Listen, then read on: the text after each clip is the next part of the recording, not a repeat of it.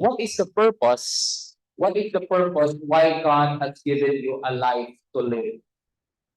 Okay, so the very short topic that we are going to share this morning is entitled Living with the Right Purpose. Amen. So I believe there are three kinds of persons in this room today, and I hope you will agree with me. The first is persons who do not have a purpose. Are you that kind of person today? Okay, A sure. person who do not have a purpose. The second one is persons living with the right purpose. And the third one is a person living with the wrong purpose in life. So, saan ka dito? You don't have to answer it, but you know where you are today, where you are this morning. Do you have a purpose in life?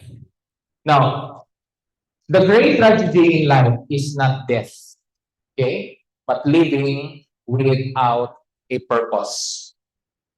So probably you are here this morning to find meaning sa buhay mo, to find meaning in your life. And you ask the Lord, Lord, what is going to be my direction in life? Okay? The great tragedy in life is not death, but living without a purpose. Many people end up in the so-called purposelessness. That is why many people would commit suicide. Sometimes you just want to give up your life because life has no meaning for you. Have you felt that at one time sa buhay mo? Na parang kang walang silbi ang buhay na ito after several years that you have struggled to look for meaning in your life, after several years that you have struggled to, you know, go to school, finish school, getting a degree, then you landed in a very nice job, a high-paying job, and then you resigned because life seems to be nothing.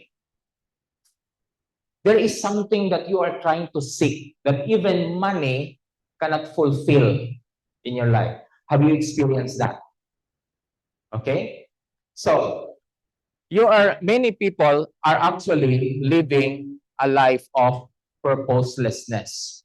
But the greatest tragedy in life is not death, but living with the wrong purpose. Many people say, I am successful in life because I have a high paying job, I have a good business, okay? I have a good family, but in the end, they still have the wrong purpose. You might think that you are in the right situation right now, but actually, you are in the wrong situation. You do not know. Okay? Now, there is a saying by Viktor Frankl. He says, he who has a why to live for can bear almost anyhow. So for as long as you know the reason why you live in this world, there is going to be no problem. You will bear almost anyhow. How am I going to do this? How am I going to live this kind of life? It is not going to be a problem because you know in the first place what is the very reason why God has given you a life to live with. Okay. So allow me to have an illustration. We cannot deny the fact that we have a purpose in life. We are the clay and God is the potter. Do you agree? Okay? So the potter molds a clay to make something. If you are the clay, you do not have the right to question the potter. What is he going to make out of the clay? Do you agree? If you are the clay right now and God is the potter, God will have all he wants. God will have all the freedom to choose whatever he wants to form out of the clay because he has a purpose for the clay. He is the potter and we are just the clay. We cannot assume our own purpose in life. Okay, so let me illustrate it this way. You have here a spoon. Do you agree? You have a spoon. The maker, perhaps, of this spoon, before he made this, he has a very important purpose for this. And of course, it is very obvious how we are going to use it. It is not possible that we are going to use this to clean our ears. Do you agree? And it is also not possible we use this to clean our nose. Or perhaps, if we have here a fork, it would not be a good purpose, or it would not be possible to use this as a comb, right? Because it has its own purpose. Okay. Now, you will never know the purpose of anything unless we consult the maker. Who is the maker of our life? Who is our maker? It is no other than God Himself. Okay. If you are not willing to know God, you will never be able to know why you are here today and why He created you. Then forget about your purpose. So what are we trying to drive in here is that we need to have a connection to our maker. You might have struggled so much in your life looking for money, looking for opportunities, but in the end, you still end up having an empty kind of life. Why? Because we are not perfectly aligned to our maker. The very reason why we are here to live in this world is that, or why He gave us a life to live in this world, is because He wants us to accomplish something in our life. So unless we know the very purpose why God allowed us to live in this world, we will end up struggling in our life to fulfill something. And in the end, we still end up achieving nothing. Okay, let me continue. So without God, life is an accident. If life is an accident, then forget about purpose. By not knowing God and His wonderful purpose for you, you create your own purpose. You create your own meaning in life, isn't it? So if we are not perfectly aligned to our Maker, we always end up creating our own purpose in life. When you choose to become an accountant, did you ever prayed for it? To ask God, God, is this going to be by my direction in life? Is this the kind of course that you want me to enroll in college?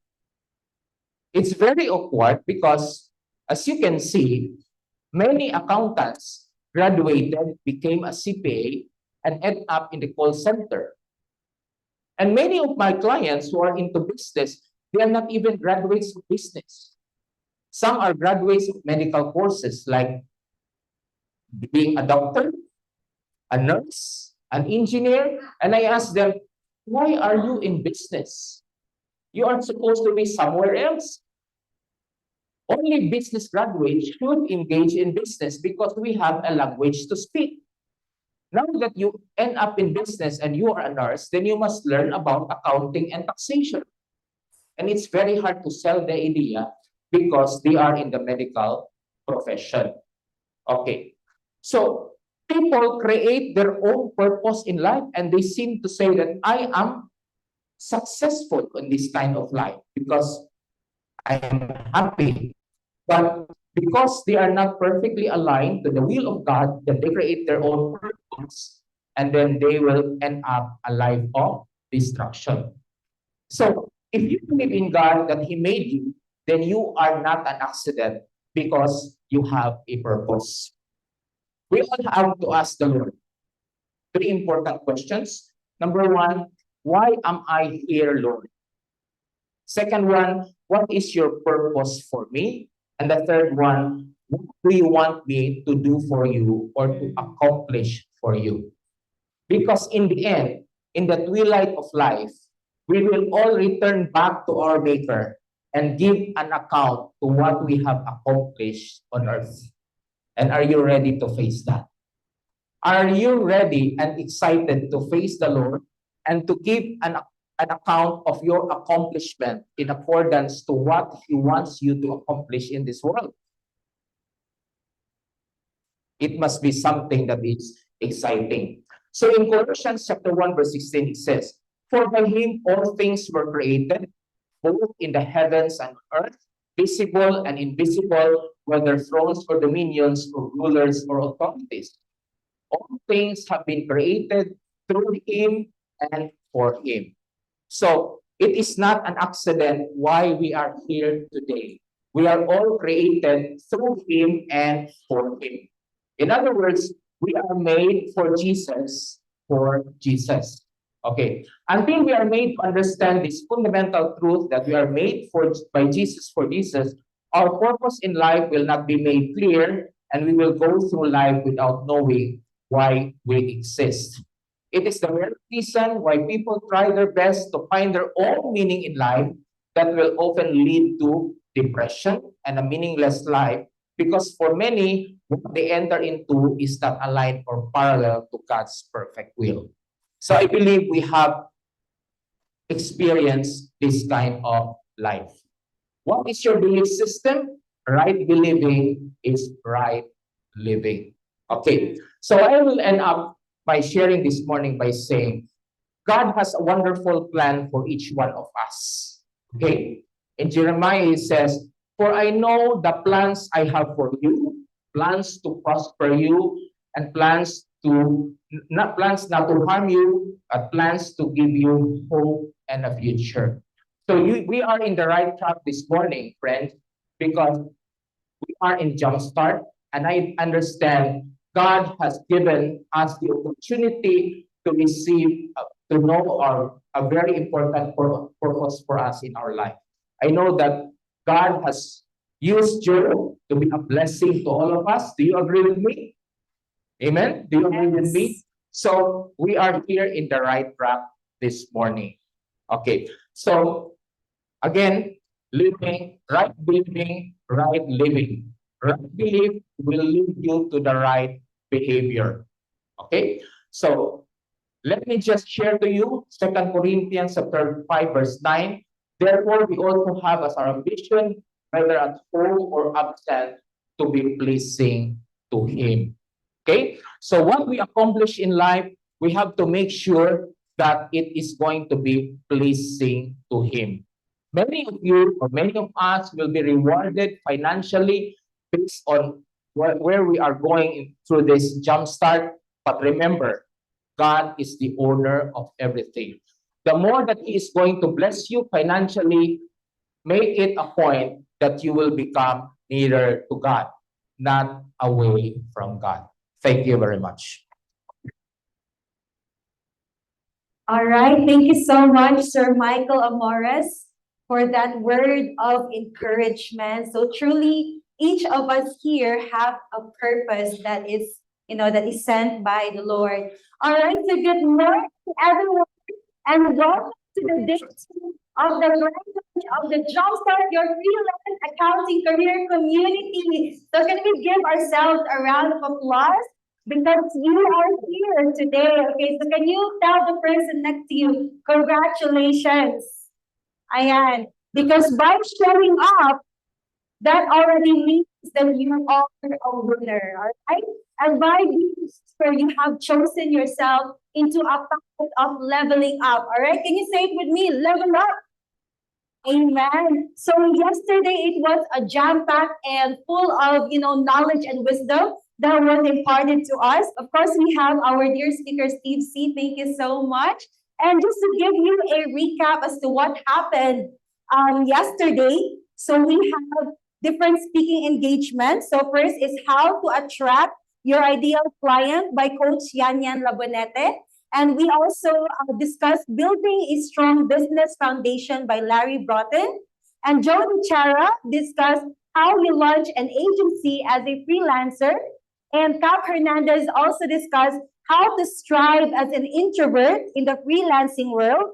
And we also had an interactive activity. Few of us that were evaluated by Larry and Joe. And I believe that meron pang gustong magpa-evaluate. So if you want to be, continually mentored by Larry and Joe, make sure that you continually also be a part of this community. So we are here for collaboration, okay? All right, and who's excited for more? Okay, and of course, we need to welcome our online viewers. Welcome to the day 2 of the event. Make sure that you also stick around because we have a lot of things prepared for all of you. And of course, to give us a welcome speech for the day 2, I would like to call on Joe DiChara. For Larry, that means I think hello, good morning, and thank you. I've been studying Tagalog for about a year now, and that's as far as I've got. So I figure in about 50 or 60 years, I'll be able to have a conversation with you. This morning, my job is to welcome everyone. I want to welcome the people that were here yesterday and welcome the people that are here today. You're in for a real treat, I guarantee you. We have a lot of surprises for you, and it's going to be fun. You're going to learn, and it's going to be inspirational, I guarantee you. Michael, thank you for that talk. I have in my notes, my system is to use Post-its. I have them all over the place. So everybody needs a system. But one of the things I had on here was purpose. And if you know my story, my father actually tricked me into becoming a CPA when I was 17. Okay, he said CPAs run businesses, other business owners go to them for advice. And I said, I'm going to be a CPA. I had no idea that meant I was going to be an accountant. And I got out of college and I'm doing bank recs, payroll. And I was like, what did you do to me, Dad? Why did you trick me? I couldn't stand being an accountant. And for decades, I actually tried other businesses. I'm an entrepreneur with a CPA license. So Steve, you could relate to that, right? Not being a CPA, but being an entrepreneur. And the truth is that I always had a deep desire to help people, okay? And that goes back to seeing my mom struggle and actually being an entrepreneur herself. So I said, how am I going to help people as an accountant? Can you relate to that, Michael? How am I going to change the world as an accountant? And then one day I woke up with the idea to start Bedrock. And I said, thank you, God. Thank you, Dad. Because, I've gone through a lot of trials and tribulations like everybody. And I said, you know what? All of that pain and suffering that I thought I was going through was worth it. Because now I can help change people's lives.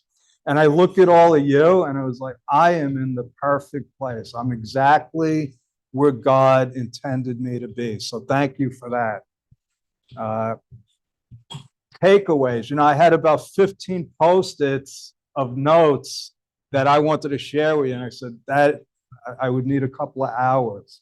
So I broke it down to just a couple. So Marianne, Coach Yan, I don't know if you actually talked about this, but this is what I get from you, the amazing drive that you have and the community.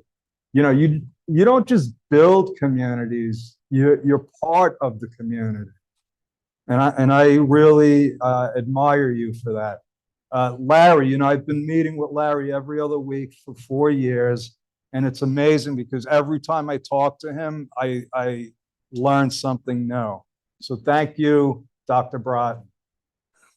So from Larry, I got yesterday affinity groups and patience. One of my flaws is impatience, so I'm going to practice patience. Cap Henderson, it's okay to be an introvert and thrive. I used to think there was something wrong with me, and there probably is. But I'm okay being an introvert now. Thank you for defining that. And I want to just acknowledge Belle. And I look at you and what you're doing. You know, we hired Belle just to help Janine because Janine was saying, I'm drowning, I need help.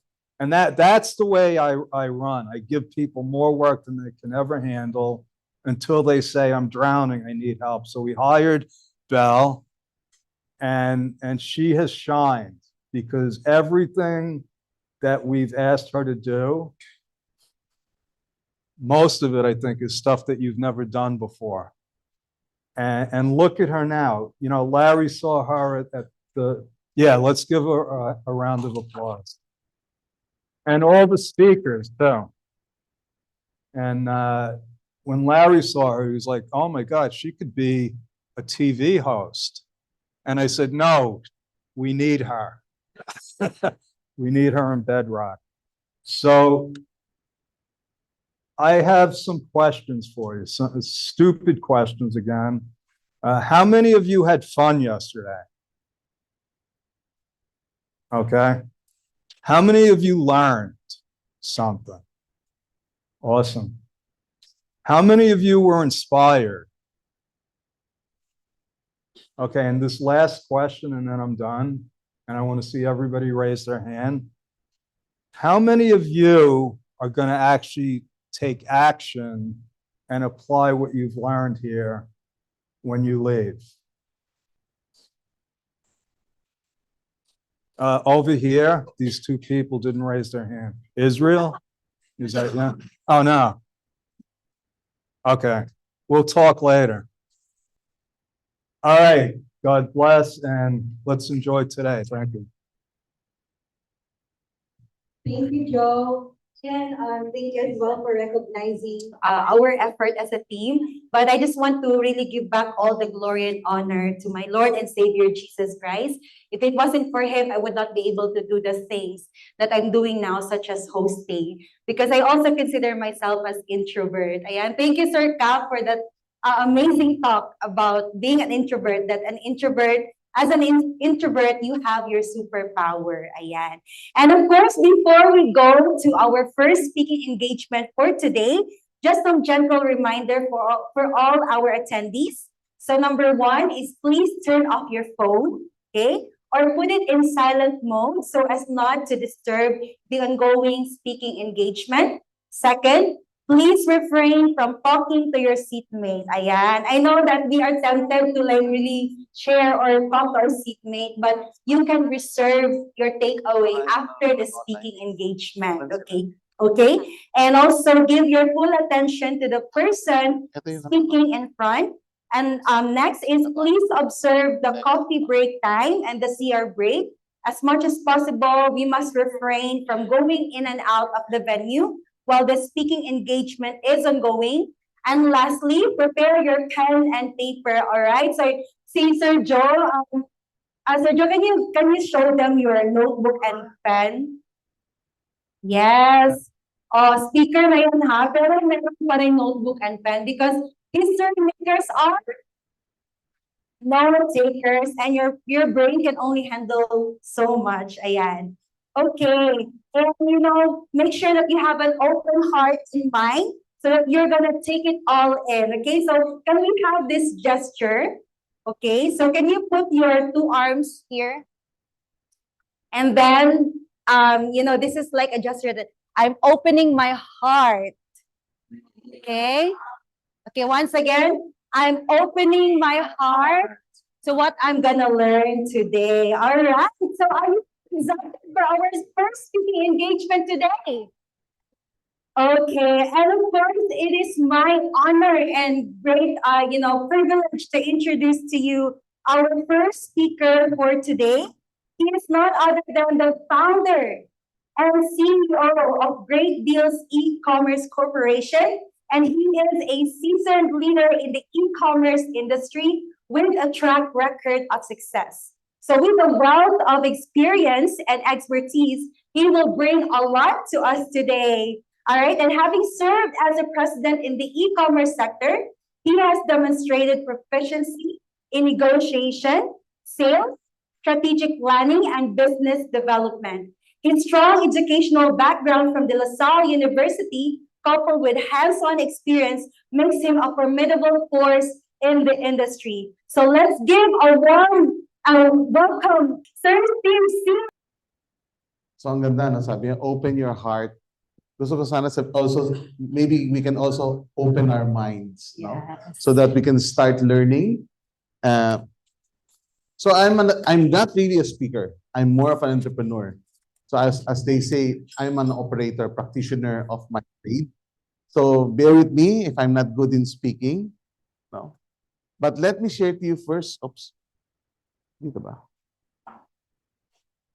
Ay, wait, okay. So I'll share to you a 2-minute video of what our company does first so that you'll understand.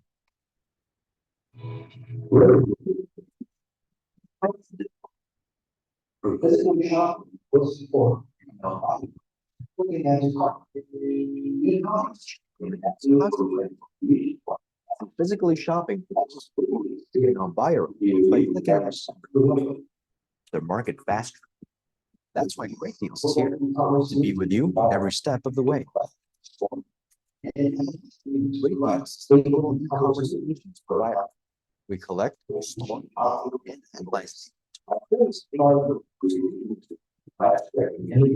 Provides fragment images to these inputs are put together in the official online stores created by our not only oversee but also expect digital campaigns by traffic and long-term brand loyalty. Online ambassadors enhance the customer's experience. As experts in this industry, we can assure our clients from our carefully housed, our environmentally controlled warehouses. We have also invested in automated warehouse management systems for fast and efficient fulfillment and security.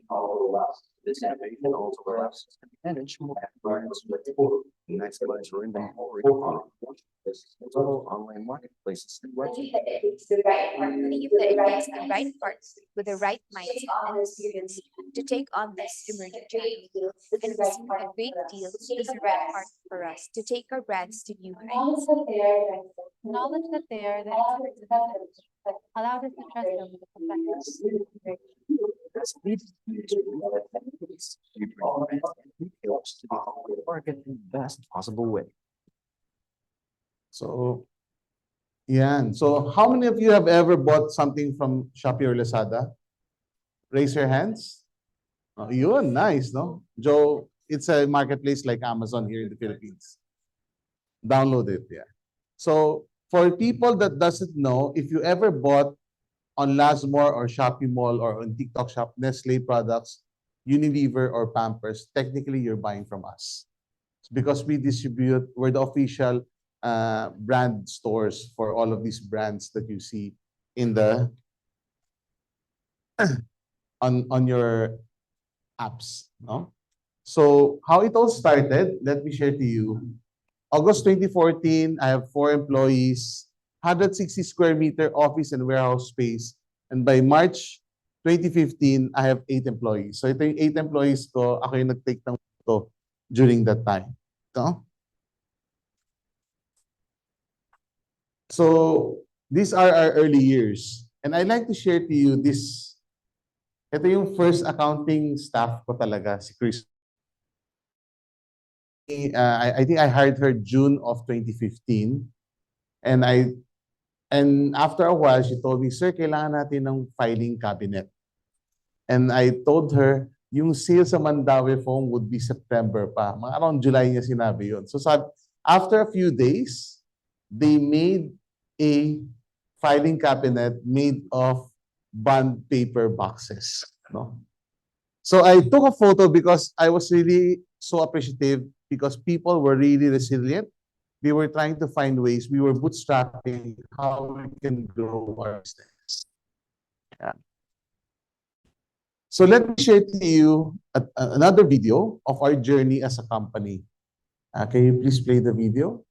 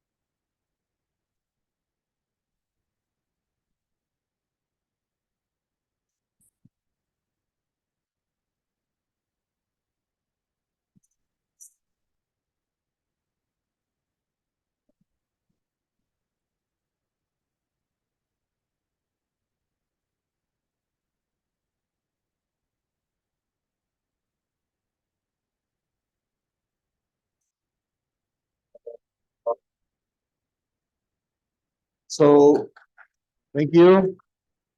Another feather in our cap is this one. Okay, so we were recognized by the Financial Times as the fastest growing company in the whole of Asia Pacific in the year 2022. And it's a Filipino company, no? You see from South Korea, India, Japan, Indonesia, Australia. So the number one fastest growing company is from the Philippines. And we're a proud, Pinoy talent. And also,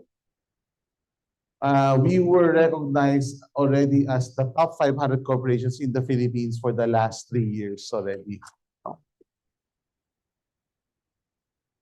So I'd like to share to you some principles on how to scale up businesses. I think yesterday you had how do you create your own agency, vision, mission, and values. No? And it's a very nice start knowing, creating your mission, vision, and values. I would say for Great Deals, we're a very mission-oriented company. Our mission is to uplift Filipino lives through the digital economy. So everything we do, it should goes through the mission. No, I always tell people before I share the bamboo tree principle, because how many of you are starting your agency? Moving on, no? Can I show a raise of hands? The brave ones? I'd like to share to you 4 principles in running any businesses. And then the first one is, the first P is you need to be profitable. Because a business that is not profitable is not a business at all. The first P is profitable. The second P is you need to have a clear purpose. Sabi nga ni Sir Mike kanina, you need to know your purpose. Like for us in Great Deals, the business, our purpose is to uplift Filipino lives. But we need to be profitable so that we will be able to do the purpose that we were meant to do. So we look at profit as a fuel to sustain the purpose of our company or of our organization. Third is people. If you know the purpose, you're profitable, you have a great purpose, you can bless your people. And last but not the least is the planet, that you'll be able to help our planet and make an impact sa generation natin. No? So bamboo tree effect, what's the bamboo tree principle? So most Filipinos, what do they always like? Except for CPAs and accountants. Get rich quick schemes. Or every time they want everything to be fast. Tama? Agree, no? Instant mommy, instant noodle, instant click, add to cart, All of these things we want to have instant. People ask us or ask me, Steve, how were you able to build Great Deals so fast? The truth is, it's not fast. And I'll share to you a bamboo tree principle. The bamboo tree principle, when we were young, did you ever plant a mango seed? Di ba? How many days may mango plant na? Right?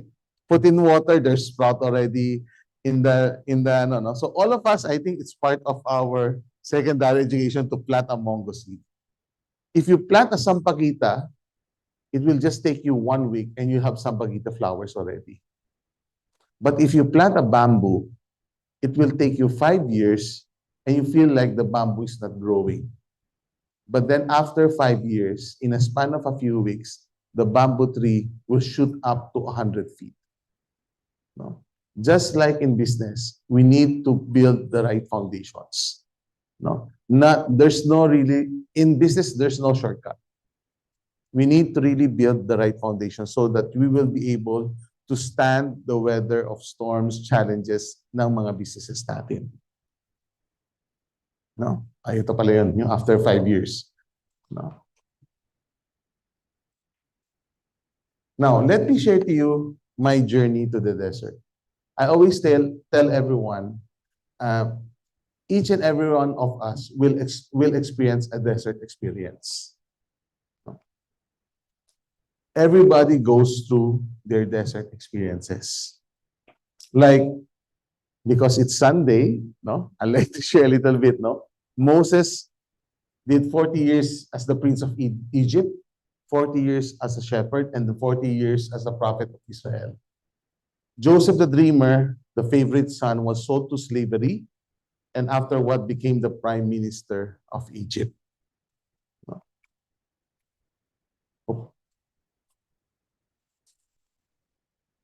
Wait. So, balik lang tayo dito. No? So, I like to share my story. So, when I was 27 years old, years ago, no, I became in debt. No? Nagkaroon ako ng utang of 32 million pesos because of wrong investment and businesses. So, I have daughters during that time, no? And I was in debt for 32 million pesos. So, sino dito may utang 32 million? Wala naman, no? So, sino dito may utang? No? Ayan, no? So, I think I like to share to you this because this is part of my life that I have to go through for me to be able to experience the promised land. No? So, I was down. I talked to my pastor and my pastor told me, Steve, if it take you a lifetime to pay your debt, just pay your debt. And I said, okay, Lord, I'm gonna pay my debt. I had my daughters, yung isa dyan, no? So, my eldest, no? We have to even pay, I have to even give them NFA rice. Alam mo yung NFA rice, diba? Ayuda rice dati. Kasi it's 16 pesos per kilo only because there's so much buto, pebbles in it, rice and pebbles, no, during that time. And for me, the first few years, I was, okay, I'm going to pay my debt and everything. I'm going to work hard, you know, try to pay my debt off. But then 4, 5, 6 years came and I'm still paying my debt. And I was feeling depressed already or discouraged because I could see most of my friends, they have a new car, they have a new house already, and I'm still paying my debt. No? So, sabi ko, Lord, one day, you'll be the one. So, it took me 12 years to pay off all of my debt. I did insurance, I did network marketing, I did businesses, trading, no, for me to be able to pay all of my debt. So, my last, during my 11th and 12th year, I was able to sold my insurance agency, and then I used that money to pay off all of my debt. No. So, what I'm sharing to you is because this is reality. Sometimes when we go through life's desert, I just prayed, Lord, wag naman katulad ni Moses 40 years. Kay Joseph lang pwede na 12 years, no? And then at age 40, I was able to get to know e-commerce. I joined Lazada because during that time, I have some slow-moving products. 2014, Lazada is like, what's Lazada? Yung ba yung swimming school? Di ba? Ganun pa yung time na yun, no? Yeah. And then, I was just trying to move my slow-moving products. But November 11, 2014 came, and that was my light bulb moment because I have a few thousand power banks. And that day, everything got sold. Nasimot. As in, everything sold out. I have 1,000 power banks. And I was so happy. That was my light bulb moment. I thought, what kind of animal is e-commerce? And I started really studying it. Most people don't know that after 2 months, January came, half of those orders came back because of the logistic problem. LBC to go wasn't able to deliver all of the products because so many people were ordering. No? So may rally pa yun, pero that's another story, no? But I think just like to share that, if I haven't gone through adversity or desert experience on how to handle adversity, I won't be able to build great deals on what it is today. No. So I'm just thankful to the Lord that, even though I'm already in the promised land, there are still giants to conquer. So life is never, we keep on learning, we keep on striving for these things. Now, I'd like to share to you, the next one is the Mongol pencil story. You know a Mongol pencil? The pencil, in the Philippines, Joe, everyone calls them Mongol because that's the brand of a pencil. Who has a Mongol pencil here? Meron ba? No. Accountants, wala. No. Okay, Mongol pencil story. So I'll share to you 5 principles about the Mongol pencil. The first principle is a pencil always need a guiding hand. No? So a guiding hand to know what's our purpose, how to be able to use it. Sir Mike was telling about the spoon and the fork. Ako nga, yung pencil, you can always use it to scratch some itchy parts. No? Or you have classmates that always try to chew the eraser. Yeah, no? No? So what is the purpose of the pencil? Is to write poems, letters, or even magnificent, novels, right? But then, second principle is a pencil needs to be sharpened. Diba? We need to sharpen the pencil. Just like in life, we have to go through these challenges for us to be able to sharpen, for us to be able to overcome our challenges. I remember during the pandemic, March 16, 2020, boom, lockdown, everything closed. Everyone was so afraid that they might die because of COVID. You remember those days? Parang somewhere in parang isang grip lang, no? When we talk it about today.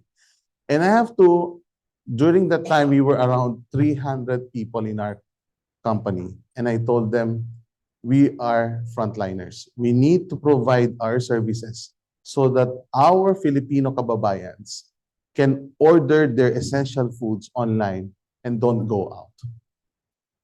And we created the war room, communicated well, so that we'll be able to offer our services. The truth is that those were the times that we grew so much, Joe. We grew from $1 billion in sales to 4.4 billion in sales in just 1 year because of the pandemic. No.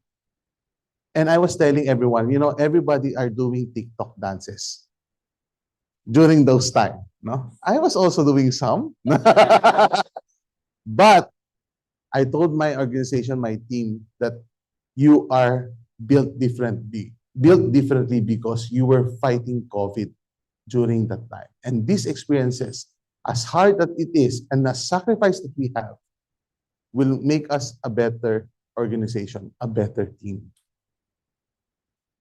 The third one is a pencil has an eraser and you can change the horse. That's the beauty of a pencil. There's always an eraser. So if you make mistakes, we can always change it. No? So sabi nga nila, I'm always amazed with CPAs and accountants. You know why? You know why? Because you look everything line by line. Yung so detailed, everything line by line. And personally, I'm a person that's not into details. So when I see people that can check everything line by line, I'm so amazed. So you can always change your course. We were trained to be in schools to do what? To always be successful, to always pass the test. Agree, disagree? But remember, failure is not a person.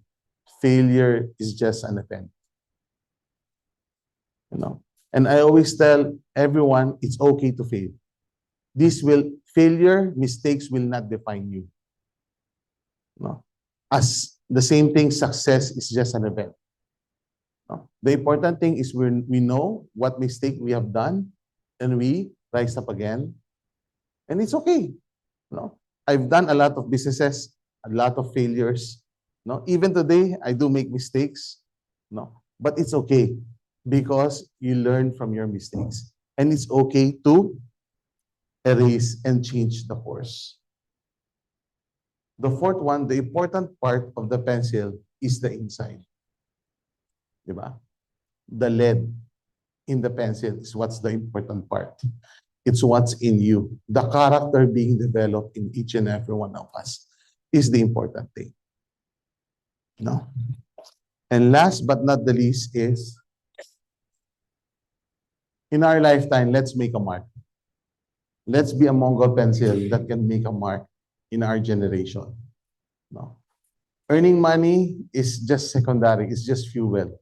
The important thing is the purpose, the mission that God has given you so that you'll be able to uplift your fellow countrymen and even the world and even your planet and in your generation.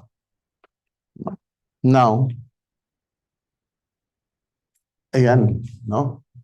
Nakalimutan ko pala, meron palang slide yung you will feel and it's okay.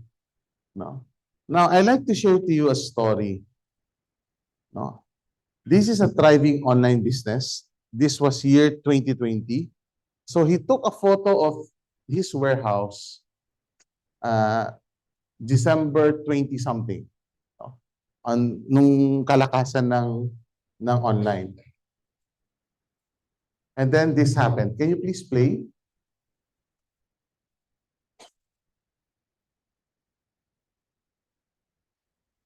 God is good. God is good. God is good. God is good. Thank you for your word. Sorry.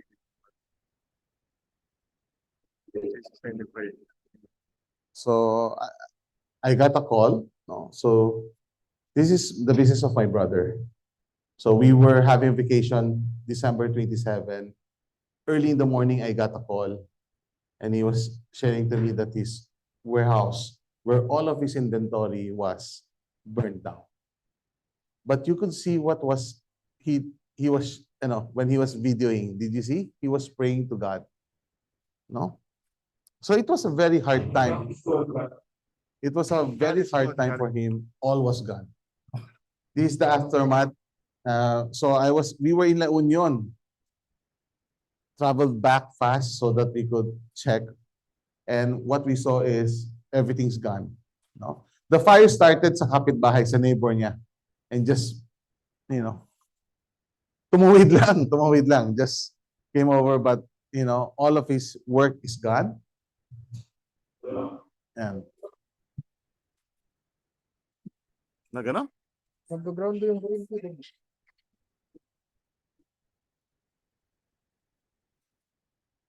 yeah. No? But let me share to you a Bible verse. Romans chapter 5, verse 3 and 4. But we rejoice in our sufferings, knowing that suffering produces endurance. And endurance produces character, and character produces hope. No. Why am I sharing you this?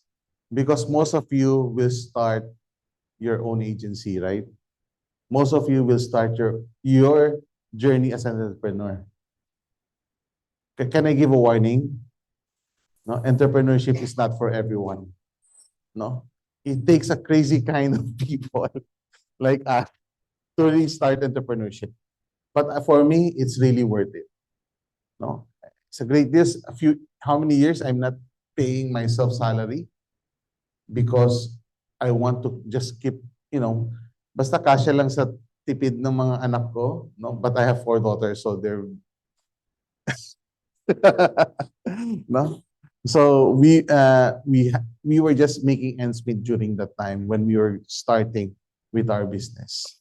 And I think for all of us, my message is, remember, in your suffering produces endurance. Endurance produces character, and character produces hope. And there's hope. There's a promised land that we can always look into. No? So today, no, he was able, in just a span of 2 years, he was able to rebuild his business. No? So talagang God is good. Very hard times, 2 years that from 2020 to 2022, but right now, his business is thriving again. Yeah. So you can follow me on LinkedIn, TikTok, or yeah. Thank you very much. Have a great day. Thank you so much, Thank Sir you. Steve, for that empowering and impactful talk about how to have the entrepreneurial mindset. So I believe that all of us here have a lot of things that we can take away from that speaking engagement. Of course, I'm gonna call on some people from this part. Okay, so all right. So I want to make sure that I'm able to call everyone. Okay, so yes po. What is your takeaway?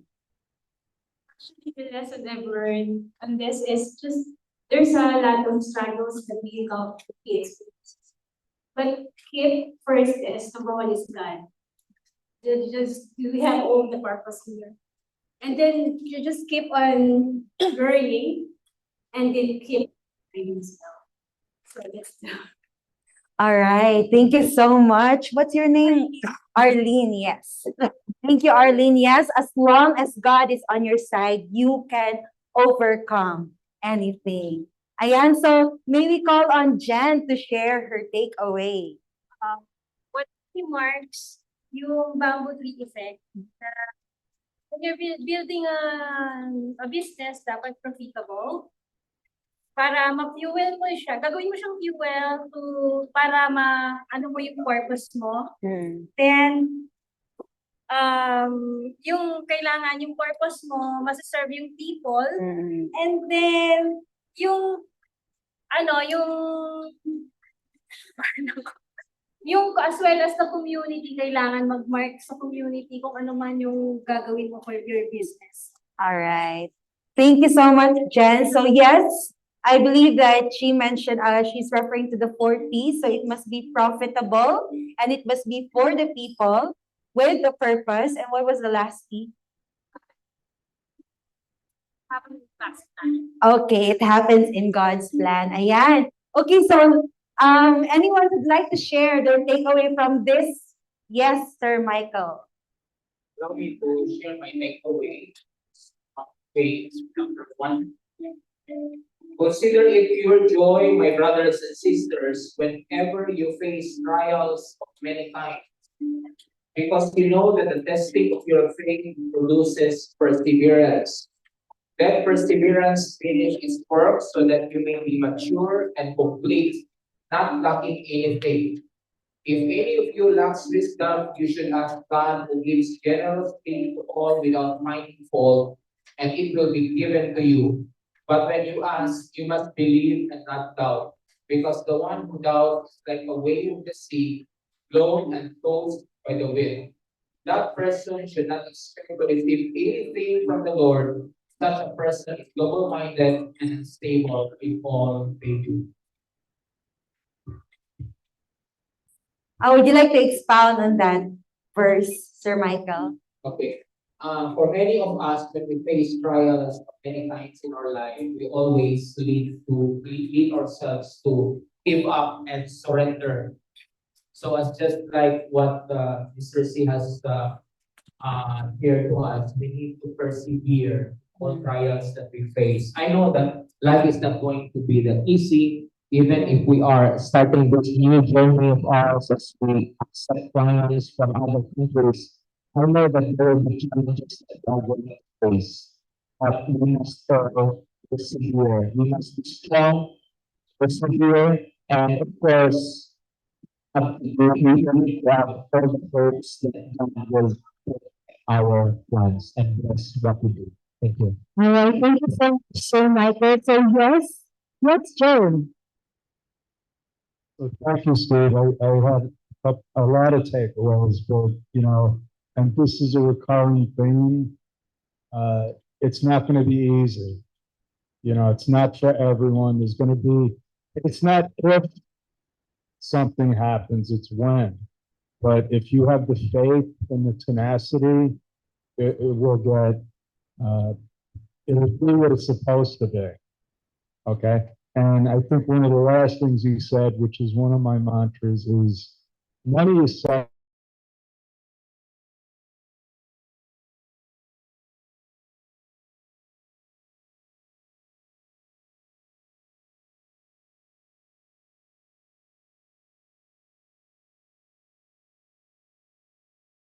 So much, Joe. And as for you, my takeaway is it's not your identity, but it's just maybe. So especially for us who aspire and who wants to be agency owner one day, the path is not going to be easy. You need to expect that there are going to be some roadblocks and there's going to be failures. So as well as there that you need to embrace failure. Okay, can you say with me embrace failure? Okay, so while we said that if you want to succeed, then you need to make failure part of your journey. Ayan. So don't try to run away from failure, but instead we need to learn from it. Ayan. So of course, I wanted to also hear from this side. Anyone who would like to share their takeaway from this side? Can we have Kora? I just remember one of the my pastor told me that all things works together for good. So if you want to strive on something, you need some companion and the one that will give positivity. Yeah. Yes, I recalled what Steve said earlier that when I was struggling, with the 32 million, imagine 30 million and then he consulted and confided in his pastor. So it's really important that you have a mentor above you that, to lead you to the right path. And lastly, let's hear from this side. Um, then we have, yes. Okay. What I learned from Mr. C that you should be resilient. Yeah, resilient in all things because being an entrepreneur is not an easy task and you have to pass all the trouble until you become a successful person. My God. All right, thank you so much. Yes, we have a volunteer here. Regarding yung bamboo, marami ako natutuhan yan since I was high school. I always remember, bamboo, you have to be pliant, you have to be very flexible in life. Kasi yung bamboo, you have to know to adjust in business. Yeah. Like for example, when you are down, you see his predicament, his warehouse was burned. So you know how to adjust and start again from scratch and moving forward. So you have to be very flexible in your business also. All right. Thank you so much, Frank. So All right, so I believe that meron pa tayong a lot of takeaways. So make sure that you also share that on social media. And of course, for our online viewers, make sure to also share your takeaway in our chat box. And we'll see you in 10 minutes. Thank you so much.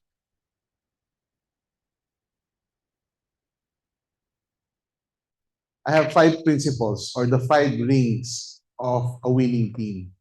Do you want to know that 5 rings? Yeah. So the first ring is acquiring. It's very important. Good people already have work. Do you agree? No? So for you to be able, you really need to recruit and acquire them. No? To your team. Share your vision. I never acquire people because I'm gonna offer you a higher pay because it's not sustainable. So I always share to them the vision, what we want to do, want to digitalize the Philippines, all of these things. So that's the first one, acquiring. Number 2, when you're part of a team already, there's what we call discovering. You need to know your people in your team, what's their strength, what's their weaknesses, how do they relate to stress, how do they cope up with people. So those are the number 2. So the first one is acquiring, discovering. Number 3 is nurturing. No. Nurturing so that they will learn how to, most of the employees that comes in, the problem is they don't really know what they need to do in the first few, phase ng buhay nila sa kumpanya. In our company, we have what we call the two weeks orientation and training. So that before we really give them the work, we have prepared them to be successful at their work. So nurturing. But then after nurturing, there will be what we call storming. No? Because there will be clashes of individualities, personalities. So this storming, you need to be enduring. So that's the 4th ring, enduring. So that when you are able to endure, then the last ring is prospering. No? So before the team can perform, there's storming, performing, then prospering.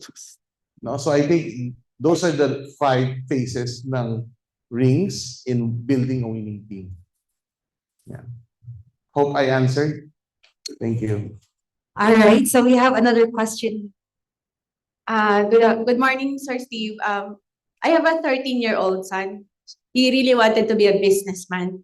And I want an advice from you because I want to be a supportive mom.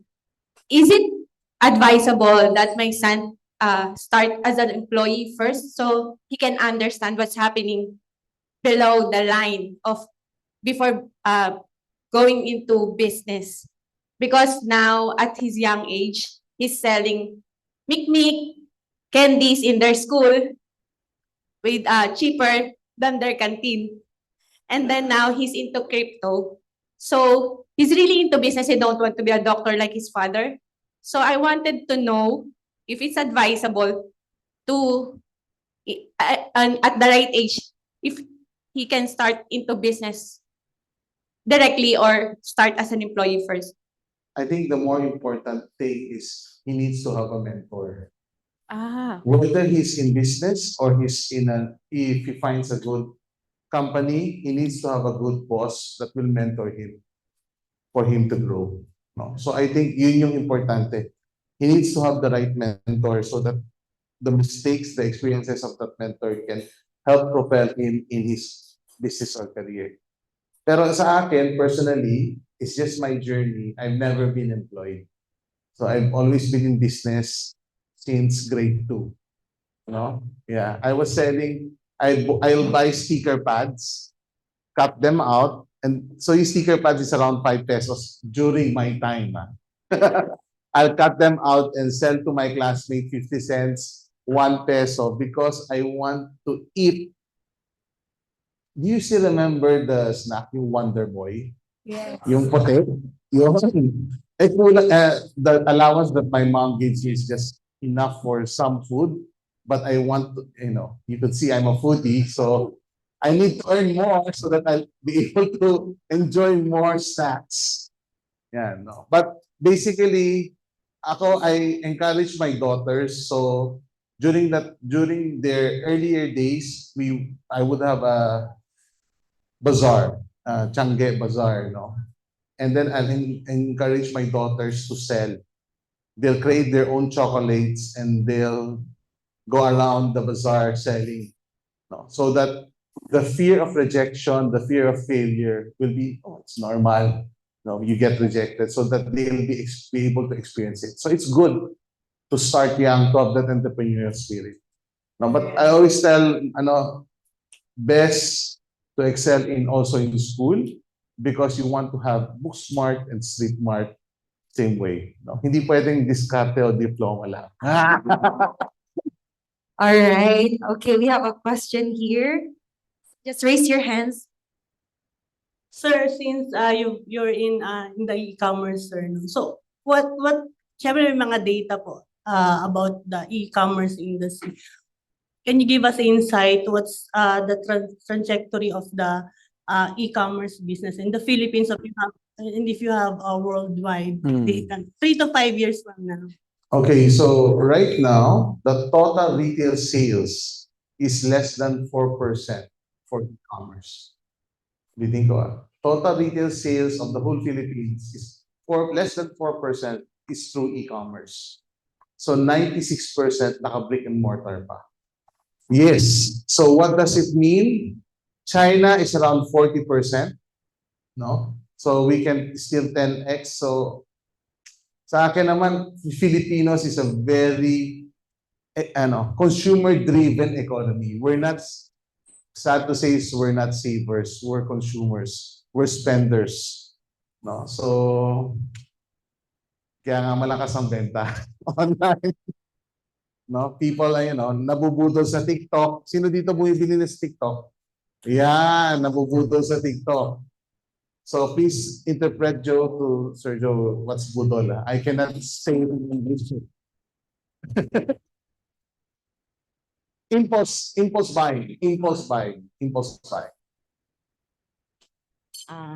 Hi, Sir Steve. Hello. I have a question.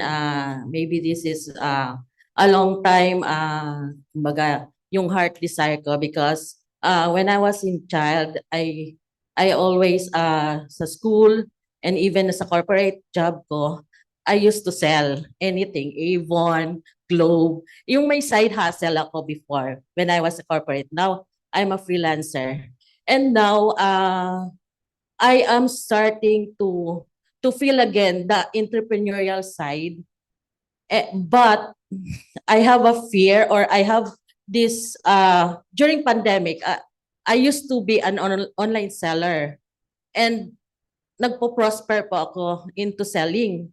But then, may mga tribulation and problems because ma'am, nagkakasakit siya and then medical expenses got high. So I stopped entrepreneurial side and naisip ko, because I'm accounting graduate and I tawag nito, ginagamit ko yung aking as accountant. So why not I invest my time and my effort to be online, to be a freelancer. That's why I am here now. So my question is, pwede ko bang pagsabayin ang pagiging business owner and at the same time maging to put up an agency owner? Why not? Diba? Sa akin, I do always, sa e-commerce space, we have what we call A/B testing. We try out which works and which doesn't work. Now, I understand that the knowledge we all have is time. Yeah. So the question is, how do you leverage your time to grow both of your business? Okay. So I think, if you will ask me, kailangan, especially when you're starting, it's good to start on one and grow it at scale, rather than having two different directions. Okay. So I don't know which one where God has called you. No? The important thing is you're at peace. This is where God has been calling me. I can improve my core capacity. These are my strengths. Then hire people or look for partners that will complement your weaknesses. Okay, hope it helps. Okay, so we have question here, and after that, Joe. All right, just raise your hands, guys. Good morning, everyone. To those who don't know me yet, I'm Israel. My old name was Jacob. You can call me Yael, and you can also call me Iz for short. And here, this is my question. Because as you know, Sir Steve, we are all here inspiring entrepreneur and to have our own agency. And we were all inspired by different speakers. We talk about different the struggles of being a business owner. And you also warned us about failures in the business. But you also dropped the statement, entrepreneurship is not for everyone. Are there any indicators that being an entrepreneur is not for you or it's not for me? Or if I lead your statement into the wrong direction, please clarify. Thank you. When I was young, when I was younger kasi, especially you feel like that everyone should be an entrepreneur. That's my feeling. But as you grow, as you age, as you mature, you understand now that each and every one of us is called to do something. So sa akin, dati parang, coffee, di ba? You remember yung coffee tayo, yung mga ano, tapos magne-networking, tapos sabihin na hindi ka networker, ganyan, di ba? So parang ganun yung principle behind. Not for everyone. Now, the question is, how would you know if it's you? Tama? Yes. No? Pwede ba, I'll share a little bit of a story. Is this okay? So, this happened 2017 when I onboarded L'Oreal. They were the number 2 health and beauty brands in Lazada during that time. And then after a few months, after 12/12, we beat the number 1. No. So yung L'Oreal became the number 1 health and beauty brand. After 3 days of the announcement, P&G, Procter & Gamble, called me and said, bottom line, Steve, we want you to take care of our business. No. But I have a problem. Kasi I was calculating, I need 40 million pesos to be able to onboard Procter & Gamble because I have to increase my warehouse capacity, inventory, working capital, all of this thing. And I don't have 40 million. One of my brother called me up. He told me, he gave a good advice. Sabi niya, Aya is big brother. Or kuya, baka greed na yan. You're taking on more brands than what you can, accept. So sabi ko, sige, I'll pray about it. I prayed about it. The word that God gave me was the parable of the talent. If God gave you 5 gold coins, you make the best out of it to double it. So sa akin, okay, I was at peace. Sabi ko, Lord, you have given me the appetite for this business. No? So I'm at peace to take on the P&G business. The only problem is I don't have 40 million. No? So that's another problem. But I was at peace. I know that this is the thing that the Lord wants me to do. No? So sa akin, what does the Lord wants you to do in your life? Then you will know. Now, if you're very risk-averse person, yung gusto mong sigurista, I think that's going to be very hard to be a business person because business is a risk. So I think you need to develop that risk averseness in terms risk-taking mindset or kaya mo yun, no? So I could see some people that can really build, some people can really start, So that's why when I build my team, so I'm a starter kasi, I'm an activator. So I will start from 0 to 1, but I need people to support me in growing the business. So those are very entrepreneurial but corporate type. So it's okay. No. So I think hopefully I answered your question na it's between you and God talaga where He wants you, where He's leading you. Diba Israel? God be with you. Your name. Okay, I just wanted, where's Grace? Before I ask you a question, so Grace is one of our top accounting specialists. And now I learned she wants to start her own business. So Grace, can I make it easy for you? Would it be okay? You're fired.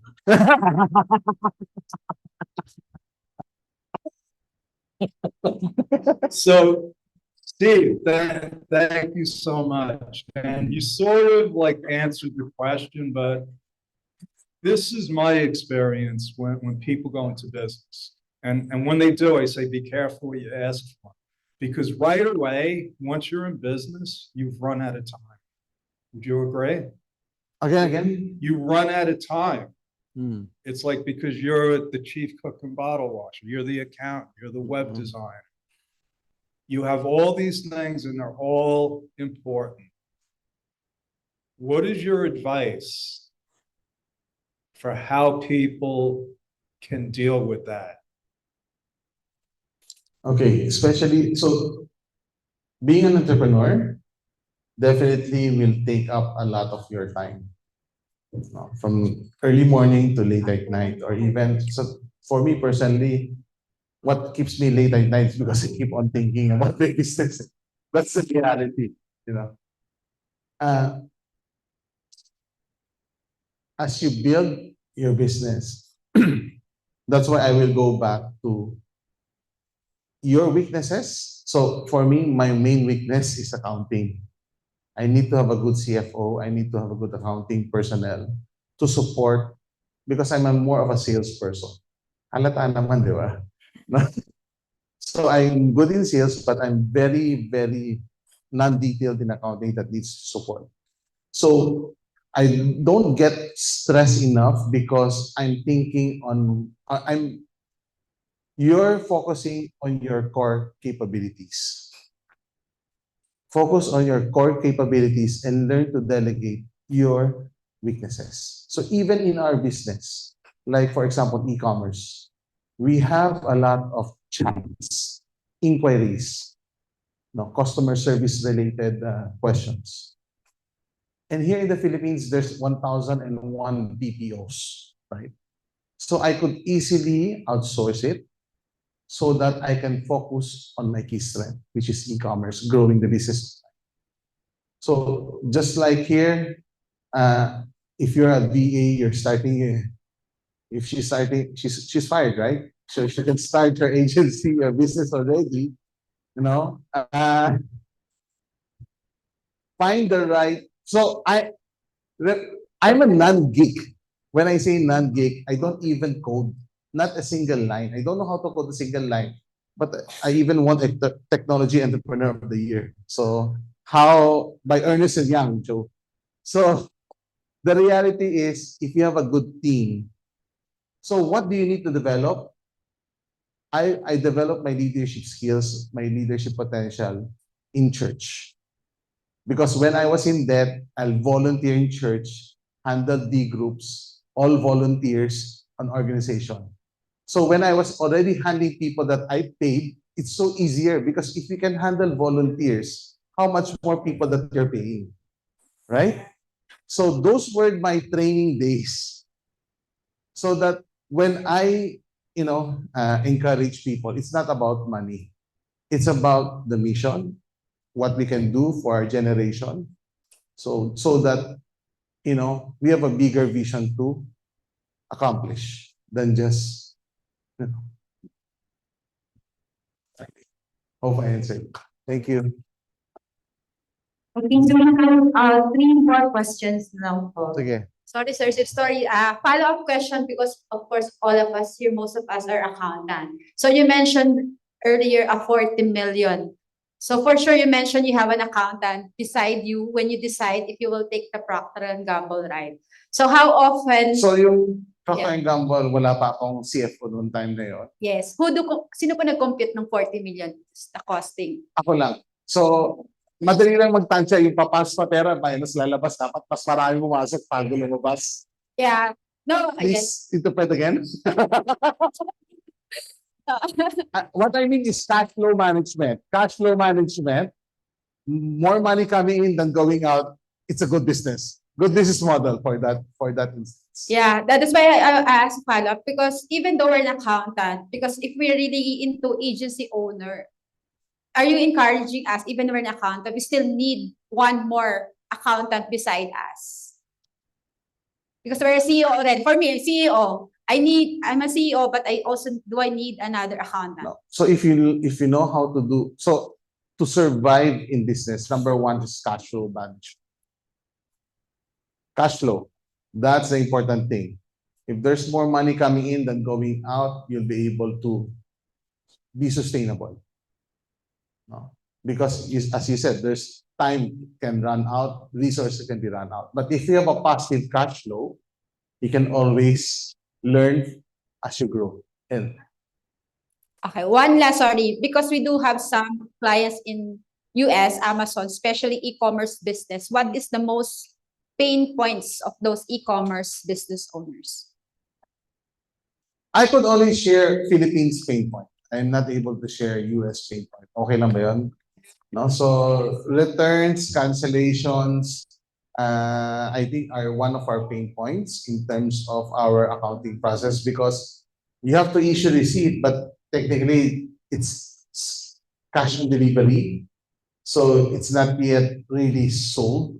And then if there's return, that's some of the pain points that we have to. And the volume of orders that you will receive, it cannot be manually processed. So it needs to have automation. So those are the, I would say, pain points in our business. For especially up to now, it's still a pain point for our finance department.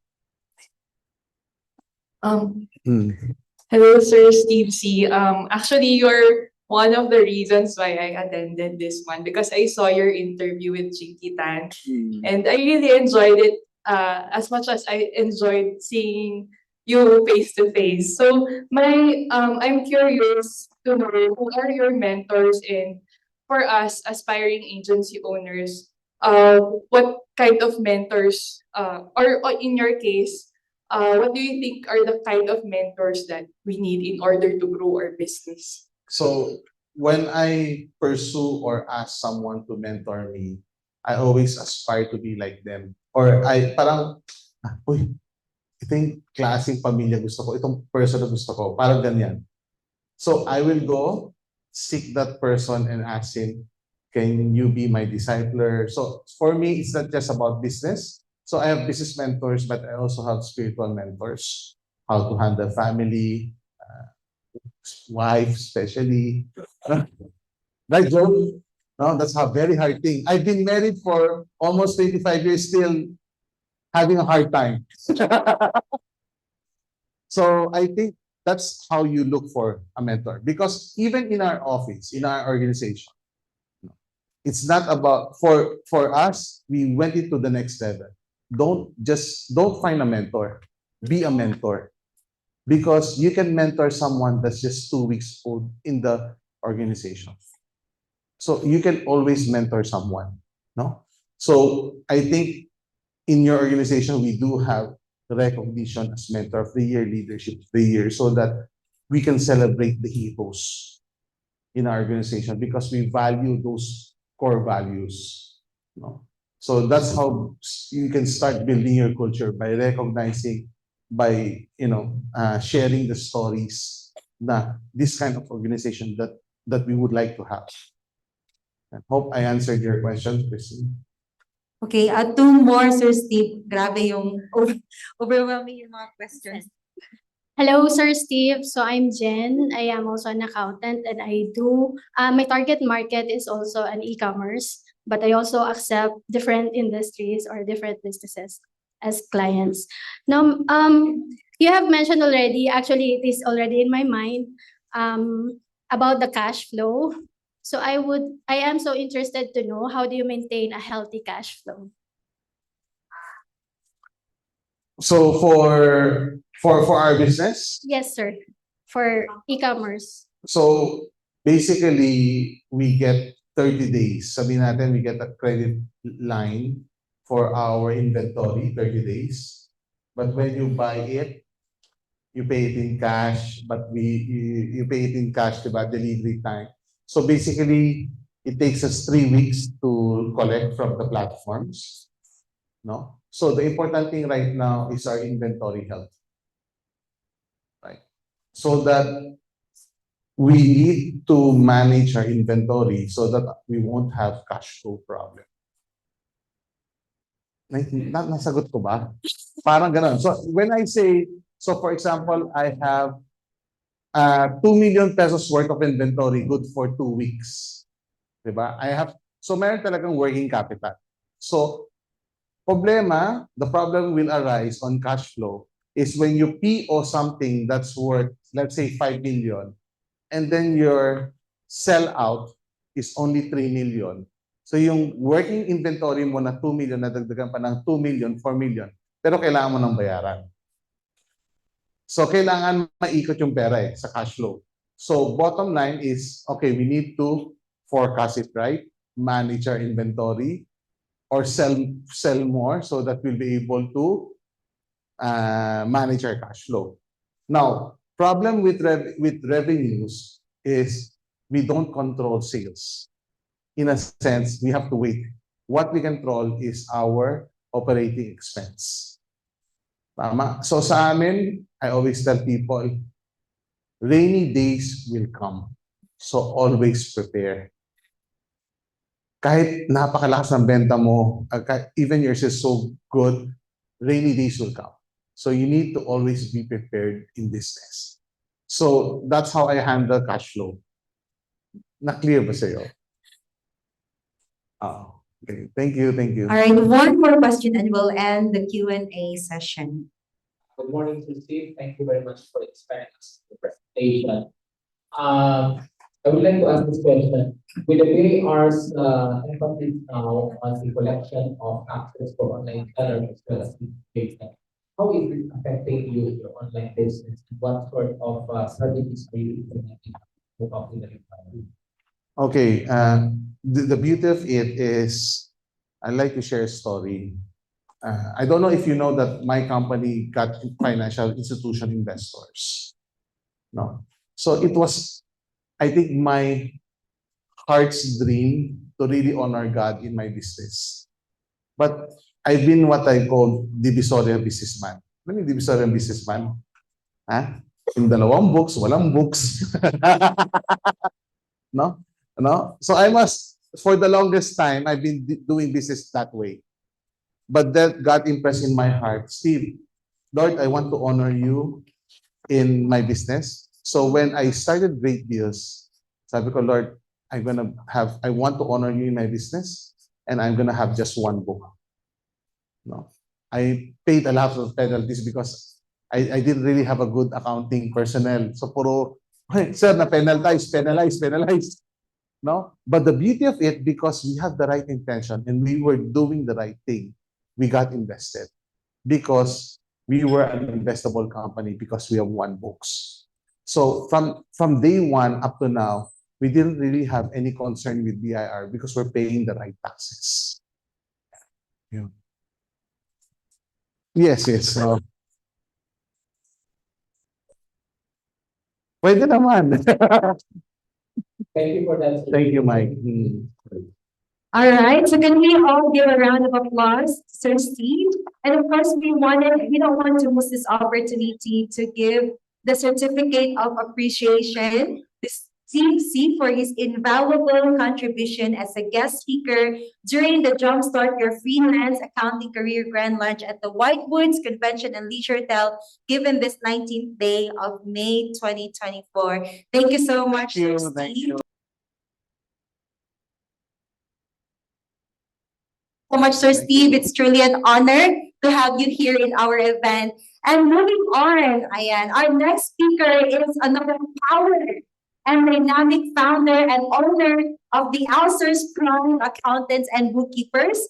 He brings a dynamic blend of expertise in the real estate and IT sectors with a master's in international business and CPA credentials. He drives financial excellence and empowers clients with strategic financial solutions that foster sustainable growth. And his visionary leadership is transforming the financial management landscape in Dubai and the UAE. And he's not only a sought-after speaker on financial strategies and accounting innovation, but also he is a devoted husband to King and a loving father to our people and our community. So let's talk about the big round of applause. John. So what I'm going to share is very simple. Very simple. I second the motion. Everyone, we can go home. Hindi.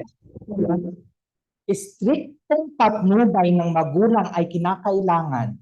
Ang susunod na palabas ay rated SPG. May mga pangungusap, tema at lingwahe, sexual, droga, na hindi naaangkop sa isang bookkeeper. Hindi. Ang kailangan natin is, hindi po kasi based, my presentation will not be based on a book. It will not be based from ChatGPT. So it will be based on my actual experience and learning. Okay? But before I start, who wants to sit beside Larry and Sergio? Because I need a translator for English. I did not bring that much. Okay? So, let's start. My topic is transition. So, another term that I'm using for transition is transformation. Diba uso sa Pinoy? Or Superman, Wonder Woman, right? But for me, transition is a transformation. When you say transformation, that means progress. Can you imagine last year, I weighed 90 kilos. Today, I weigh 97 kilos. That's progress, right? Last year, Jumpstart year 2, I was a Masters of Ceremony. Every speaking event of freelancers, Sergio, can you become a Masters of Ceremony? And I said, yes, yes, yes. But this year, I'm in front of you as a speaker. That is progress, right? But more than those transformation is from solopreneur to agency owner today, right? So I think, who wants to become an agency owner? Can you raise your hand? Pwede na pong umuwi yung mga taga-bedrock. Okay. Now, let me bring you back 7 years ago. I was in Dubai.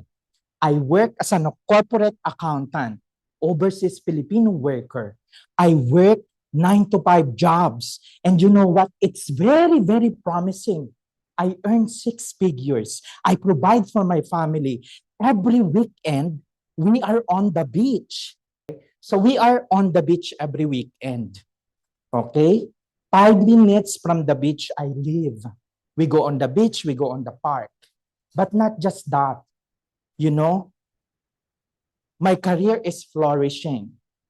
I was considered as one of the 100 influential Filipinos in the Middle East in the greater sense of power in a book.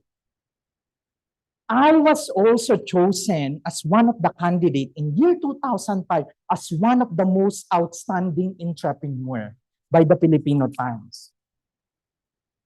But not everything is a beds and roses. There is thorns.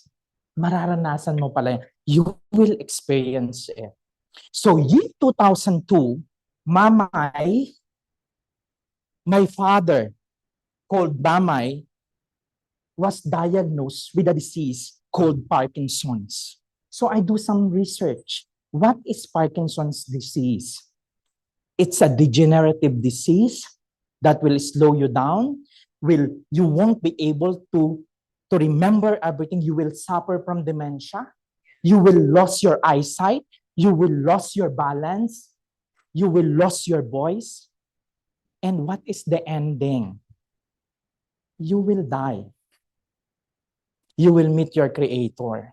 So I said to myself, let me navigate Parkinson's disease. This is me. But before that, I sent my wife and my kids in the Philippines, June 2022. I told my wife, can you please go back home? Let the kids spend time with Mamay. And please tell me what is the real situation. It's hard to see on Zoom, right? So then my wife said, you really need to come home. You need to see it by yourself. So what I did, simple.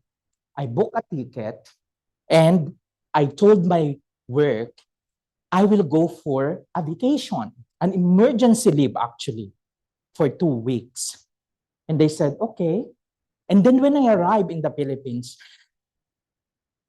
I realized it's really different. And the first thing I did actually, I attended an event similar to this event, Jumpstart. And you know what? Most of the speakers are saying, one of my regrets, I wasn't able to spend time with my parents. I wasn't able to spend time with my family. They have these regrets. You know what? I lost my mom when I was 20 years old. And I said to myself, I don't want to be a speaker in front of many aspiring bookkeepers or accountants and telling them I have these regrets because my father died. I wasn't able to stay beside him. But it's not easy. I'm living the life that I established in Dubai. So my confirmation after that event, I went back home and I'm walking. I'm walking with Mamay. I asked Mamay, do you want me to stay here? I'm looking at his eyes and he's saying, pwede din. You know, he's saying, baka naman pwede. Because he's used to, lahat ng anak niya is living outside the country, living abroad. My brother and sisters in Italy. And the only chance that someone could take care of him is for me. And sabi pa niya, meron isang sitwasyon, sabi niya, nag-away kami ng mother mo, ng stepmom ko. I want to go to Norway. Kasi ando dun si Atan. Ando dun si Atan, he will take care of me. So he's remembering the time when I was in Norway, working really good amount of money. I work in Norway as well. And yun na yun, it distracts me kasi he remembers me na it's you who should take care of me now. But he never asked it. So I took that challenge. I took this picture. Actually, I'm not so sure that I'm going to retire. I said, this will be my last day as an OFW. And with this picture, it always seems impossible until it is done. Yes, everything is impossible. Everything. But you need to get it done. You know what? Dahil nga hindi ako sigurado, I packed my things And this is me at the airport, over baggage. Sabi ko, hindi na ako babalik, kaya ipapak ko na lahat. And you know what happened? Nung pinak ko na siya, nakalusot ako sa airport, nakarating ako ng Pilipinas, and this is my first work from home setup as a remote worker, right? So I still remember, this time I told my company, I sent an email, sorry, I'm not going to take my flight back. I will work from home. And I'm excited when I sent that email. You know why? Because I'm expecting they will say, yes, you can work from home. Because that is during pandemic, most of the workers are working from home. And you know what? The next day, I tried to access my email. I cannot access. I tried to access IT tools. I cannot access. So that means I opened my personal email and they said, sorry, you are terminated. Para akong binuhusan ng malamig na tubig, and I said, this is reality now. I cannot turn back. But today,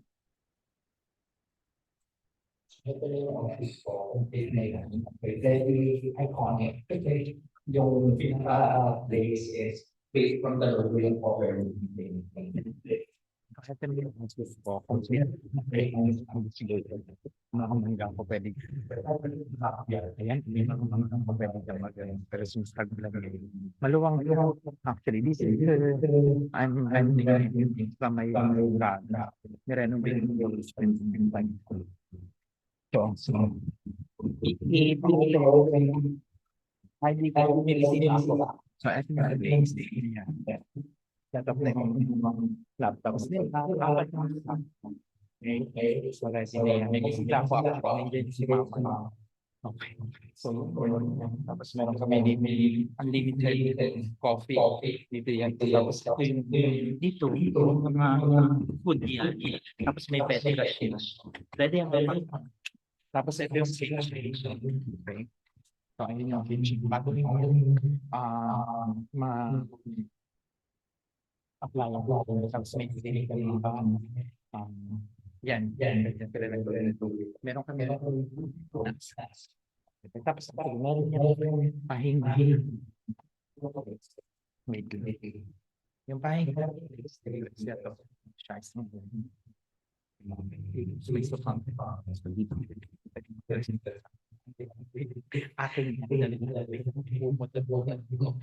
But yeah, it's a place where we do our meetings. Tapos nagiging kasi so of course, so yun. So from the dito na kami. So today, I have 7 full-time staff.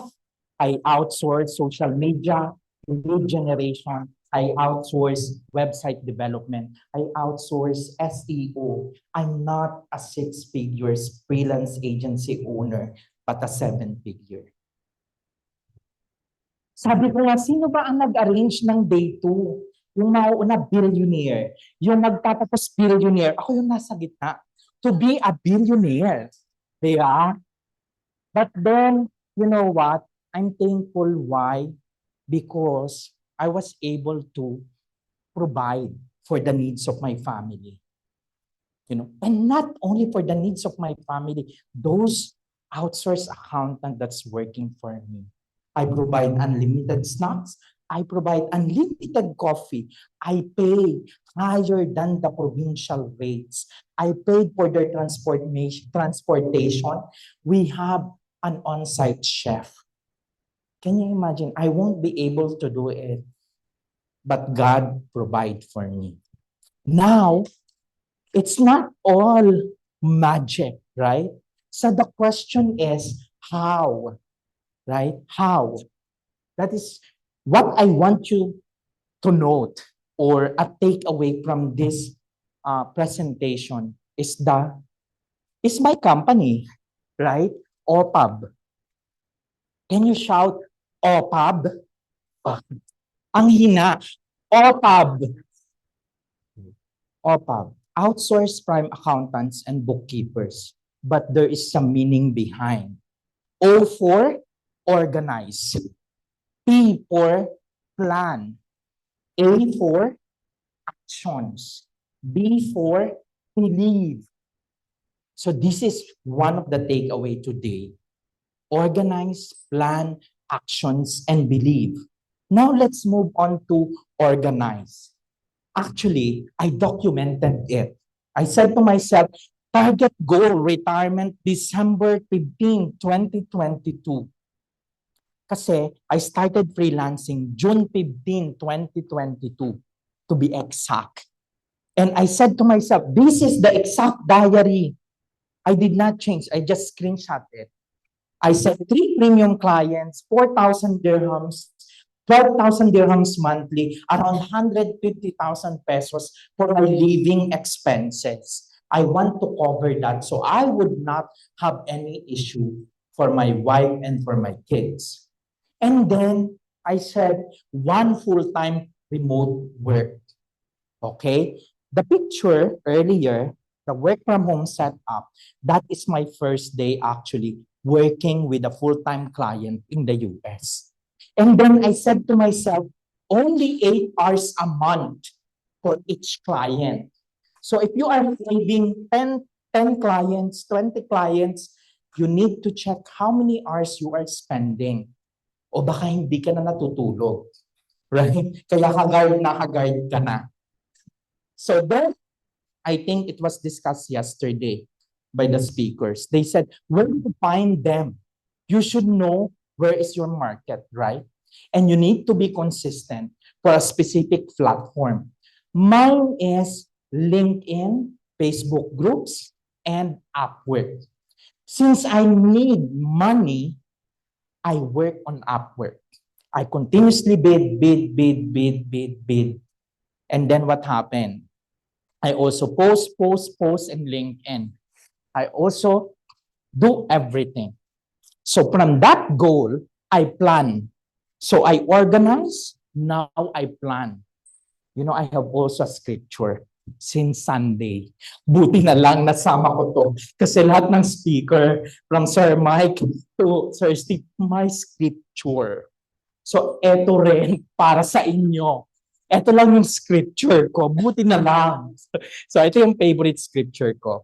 I think I mentioned it already. Jeremiah chapter 29 verse 11.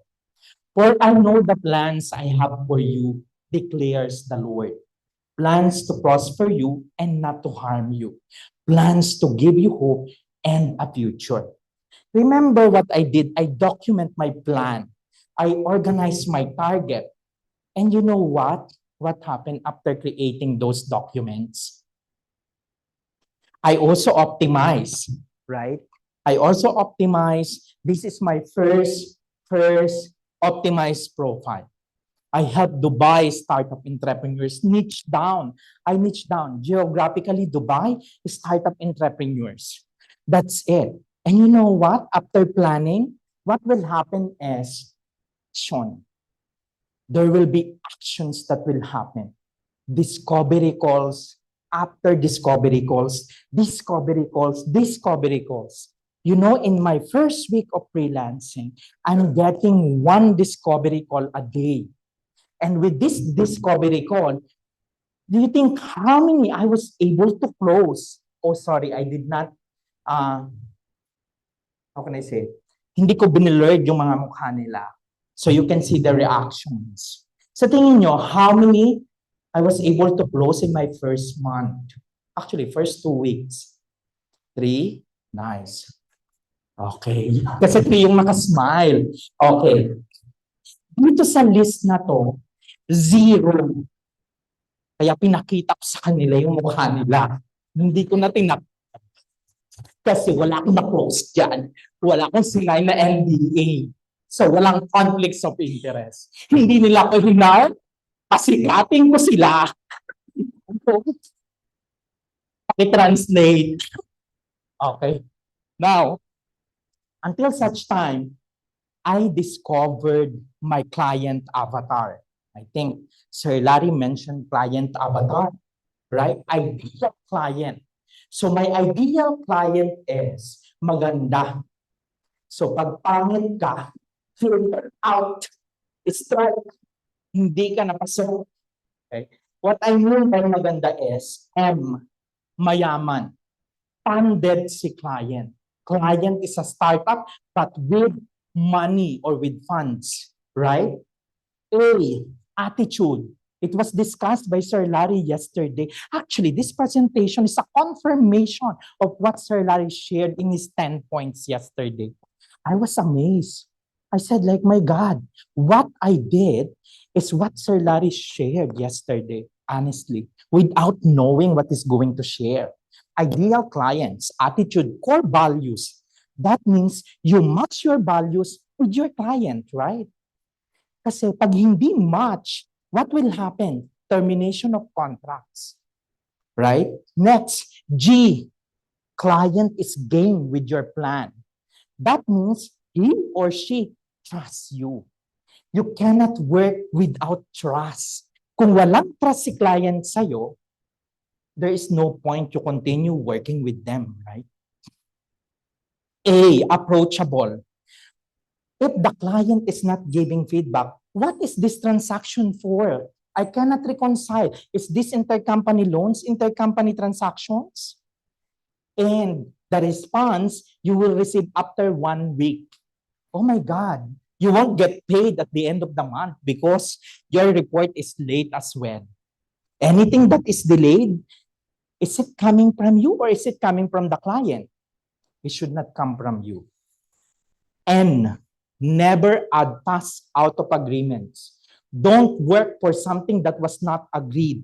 Anything that they will add, you need P&L, additional $100. You need balance sheet, additional $100.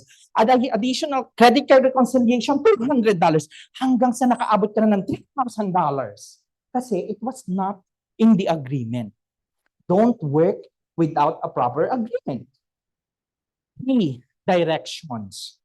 Mahilig tayo. We really like startup, right?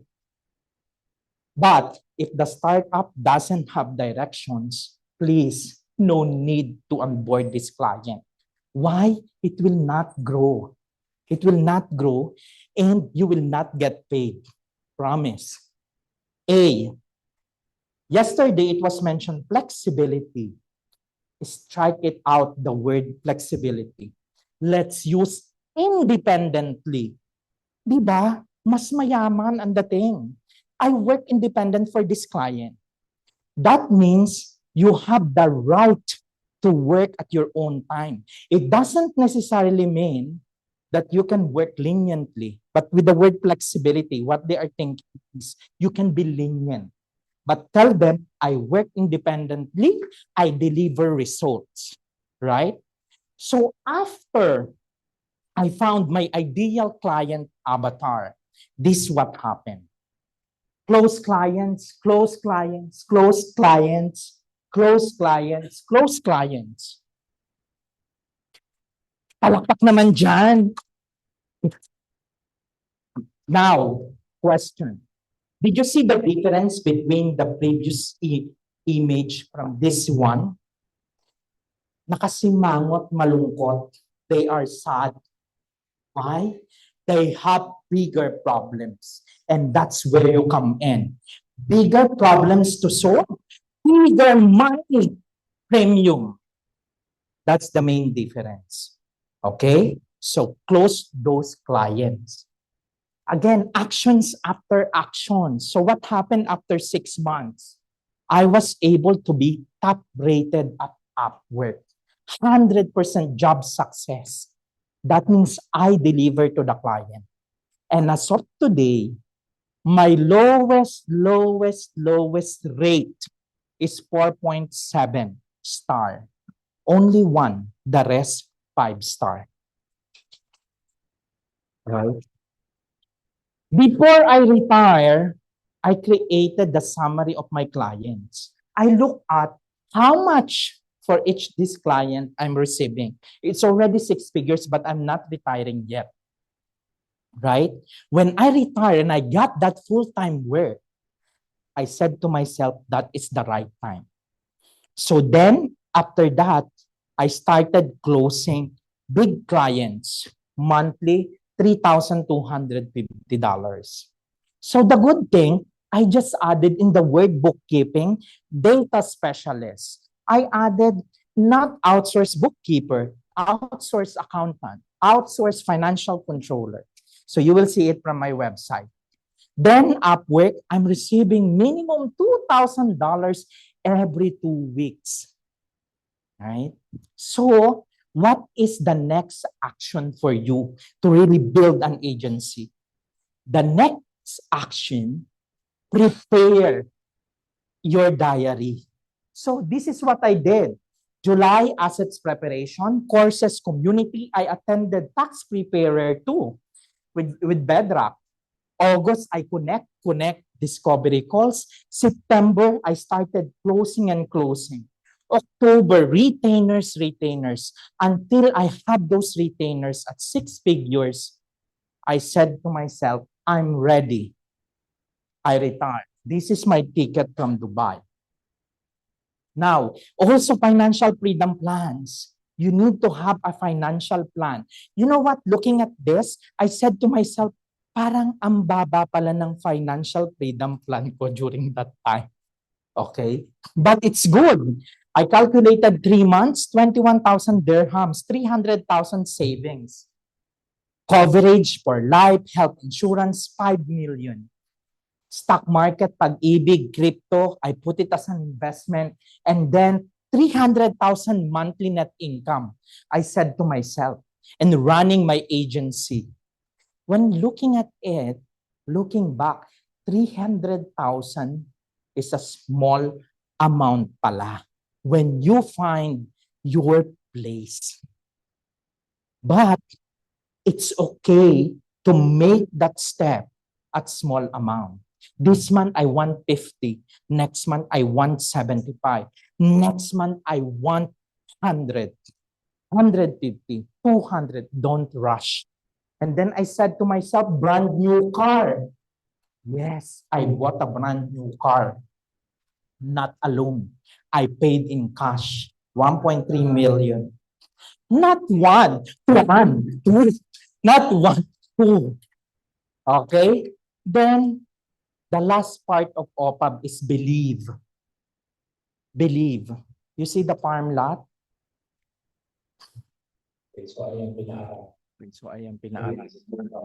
Pwede na siguro ng tamnan. So this is my farm lot. Pwede nang magtanim. And pwede na rin umpisahan by next year, my dream farmhouse. Diba? If it's possible for me, it's possible for you. I repeat, how?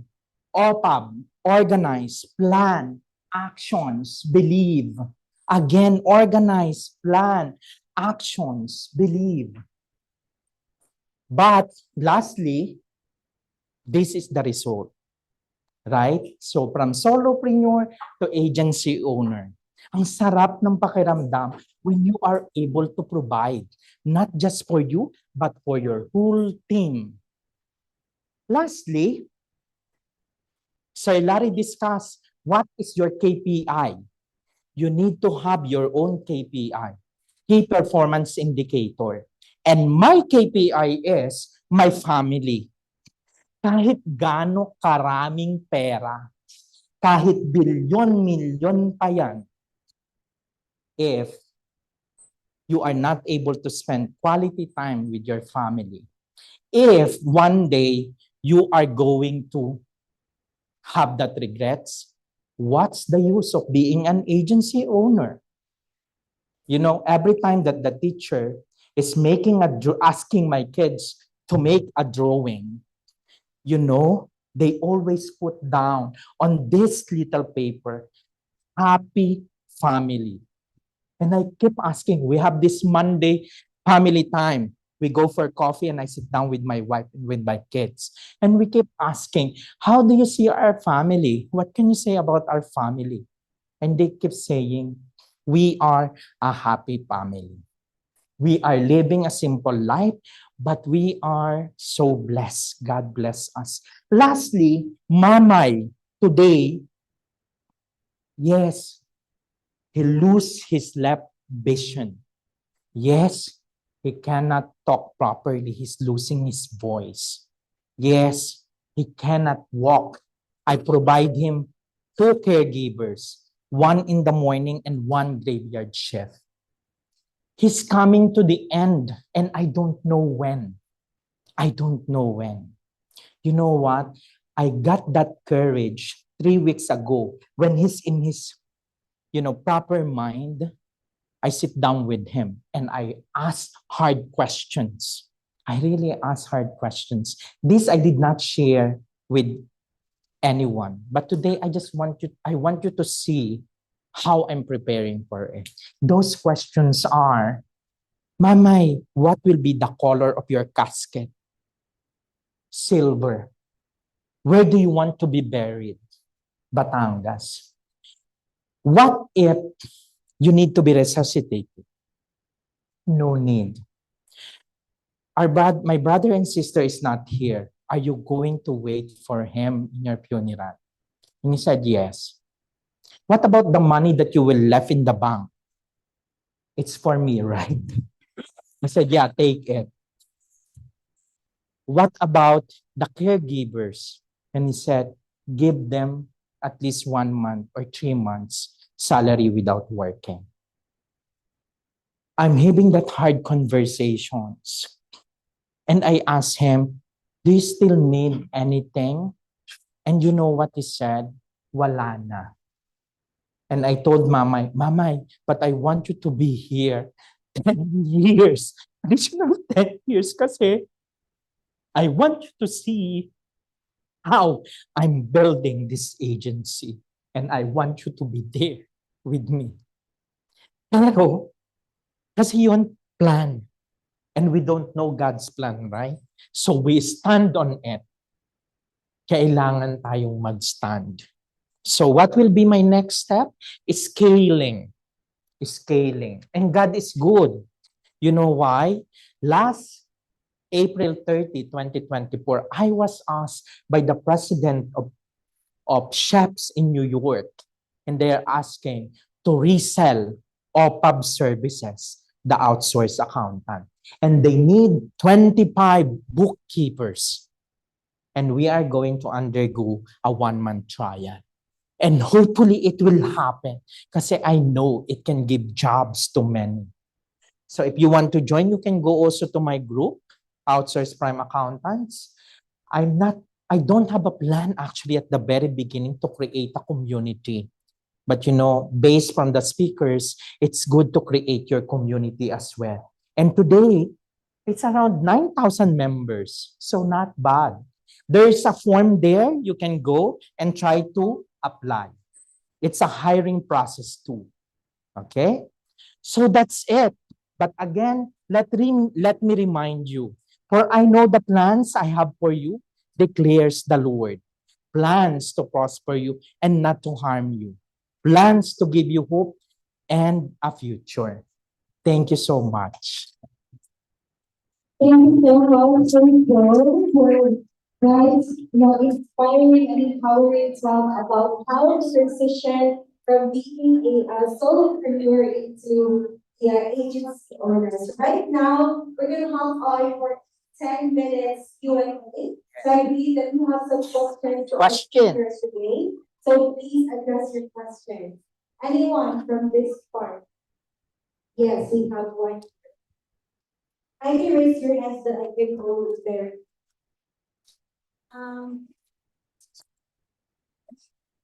I'm coming from a corporate job. Corporate, Yeah. good. So recently I just resigned. So Oh, to nice. start, yeah. Nagkamali ka. To start, the reason why I attended this training, this seminar is to really to jump from corporate job to being an agency owner. So would you advise me to go straight or you would advise me to go freelance muna bago mag-agency? Okay, that's a good question. I think who have at least 2 or 3 clients, can you raise your hands? Right. So ang dami na, di ba? So what is the next direction? That is the question, right?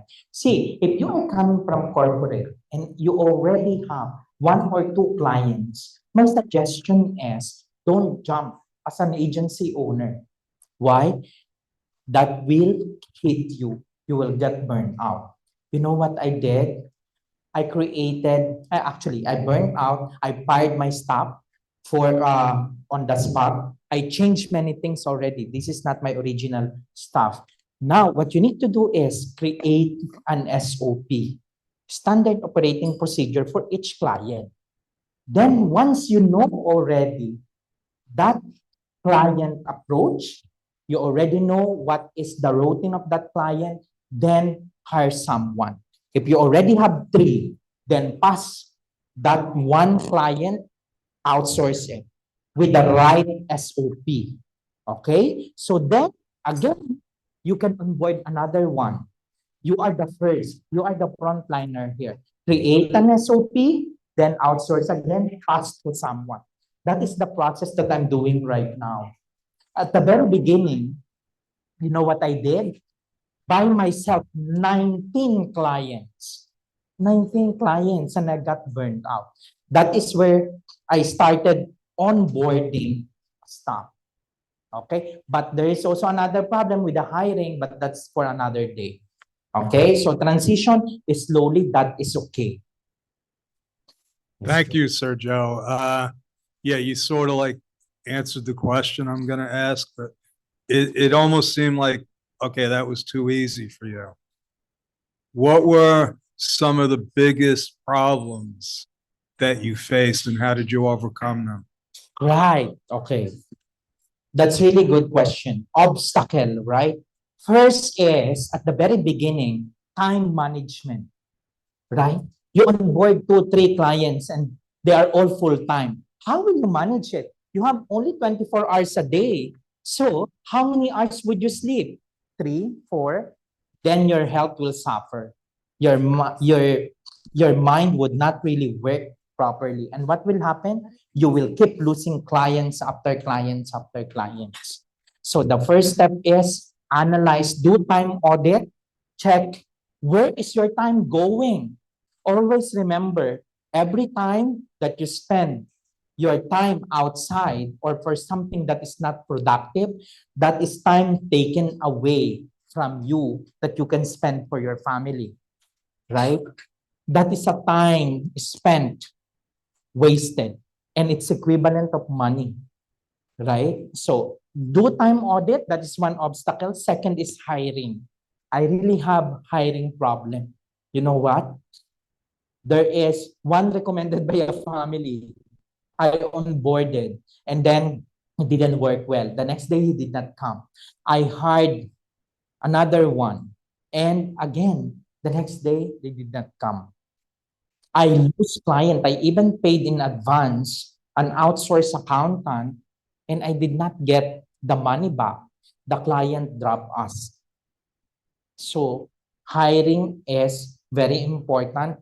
Create the core values of the company. Hire. Do a process. Before, I'll go for interview, initial interview for me. That's it. The next day, come onboarding. No. This time, before you go for initial interview, you need to pass IQ test. Basic IQ test. Why? Kasi yung iba, hindi naman talaga interested. They won't do any test. Right now, most of the hiring, they will ask you to do an assessment. So I'm applying it to my agency. I ask them to do basic IQ test. Very basic, 15 questions. You need to get at least 7. If you don't get 7, then you don't get for my initial interview. Then, after you pass that, initial interview with my staff. Those people that work with me because they know me. Sergio, if you don't, if this person doesn't know how to handle aggressive boss, I told them you need to rate them 1 to 10. If you rate them below 5, that means don't go for my final interview. So it saved a lot of my time. And these seven staff, they are amazing today. You know, they are not accountants. They are engineer, IT, licensed teacher, senior high school graduate, fresh graduate. But how? I mold them. I train them myself. So now I can sleep graveyard. I sleep 8 hours a day without having any problem. Like last Friday, I'm here already. I just checked how many tasks they have done. 3 corporate tax registration, 1 VAT filing, one. I just calculated, gosh, this is $1,500 in one day, right? So it's all about productivity and hiring properly. Okay? Hi, sir. I'm Mahalalel. I am Maha, and I'm with my friends. We're actually very inspired by your story because we also work in the UAA before Nice. starting freelancing. May kalaban na ako. No, me and Tess have already clients, and Wow, very good. Ate Highs, we are encouraging her to be in this journey, and she's really wanted to be part of your apprenticeship Wow, siya. okay. Sign up. If you pass the Yeah, basic yeah. IQ test, you might get 4. You might get 9. Yeah, my question is when you start outsourcing, how is your setup? Like you're outsourcing to your to someone else. So is it like, do you have him side by side, or you allow him to work? Because for me, I had I'm starting to like outsource, but like part time. But I'm thinking I'm not that like I think I have trust issues. If he really work, how is my work handled the way I want it to be done? So how do you as you start, how is your setup? Because now I saw from the video that you have a office, which I think that's really my direction. I want them to be in one office and with a cook. Actually, I have my own cook because I cannot with only yeah. But I just want to learn from Yes, okay. That's really good question. You know, I have trust issue as well when I'm starting. Why?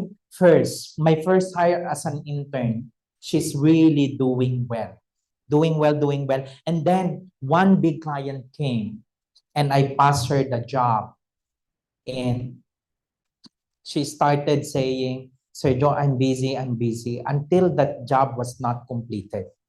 Then another hire, she's coming with me with the meeting, okay? And then we're telling the client we are delivering this, we will hit the target. And then when we go for another meeting, she's gone. I lost that client too. Then another one in outsource. This intern kept saying, Sir Joe, it's done, it's done. And I will attend the meeting and I will tell the client, oh, the job is done perfectly, it's reconciled. And the client said, huh?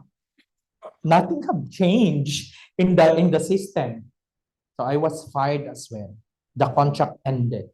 Now, how to avoid? This is the reason I put up a physical office. But in terms of outsourcing, if you want to save, right? Because physical office have costs. There is a cost attached to it. So if you are starting out, 2 or 3 clients do it outsource online.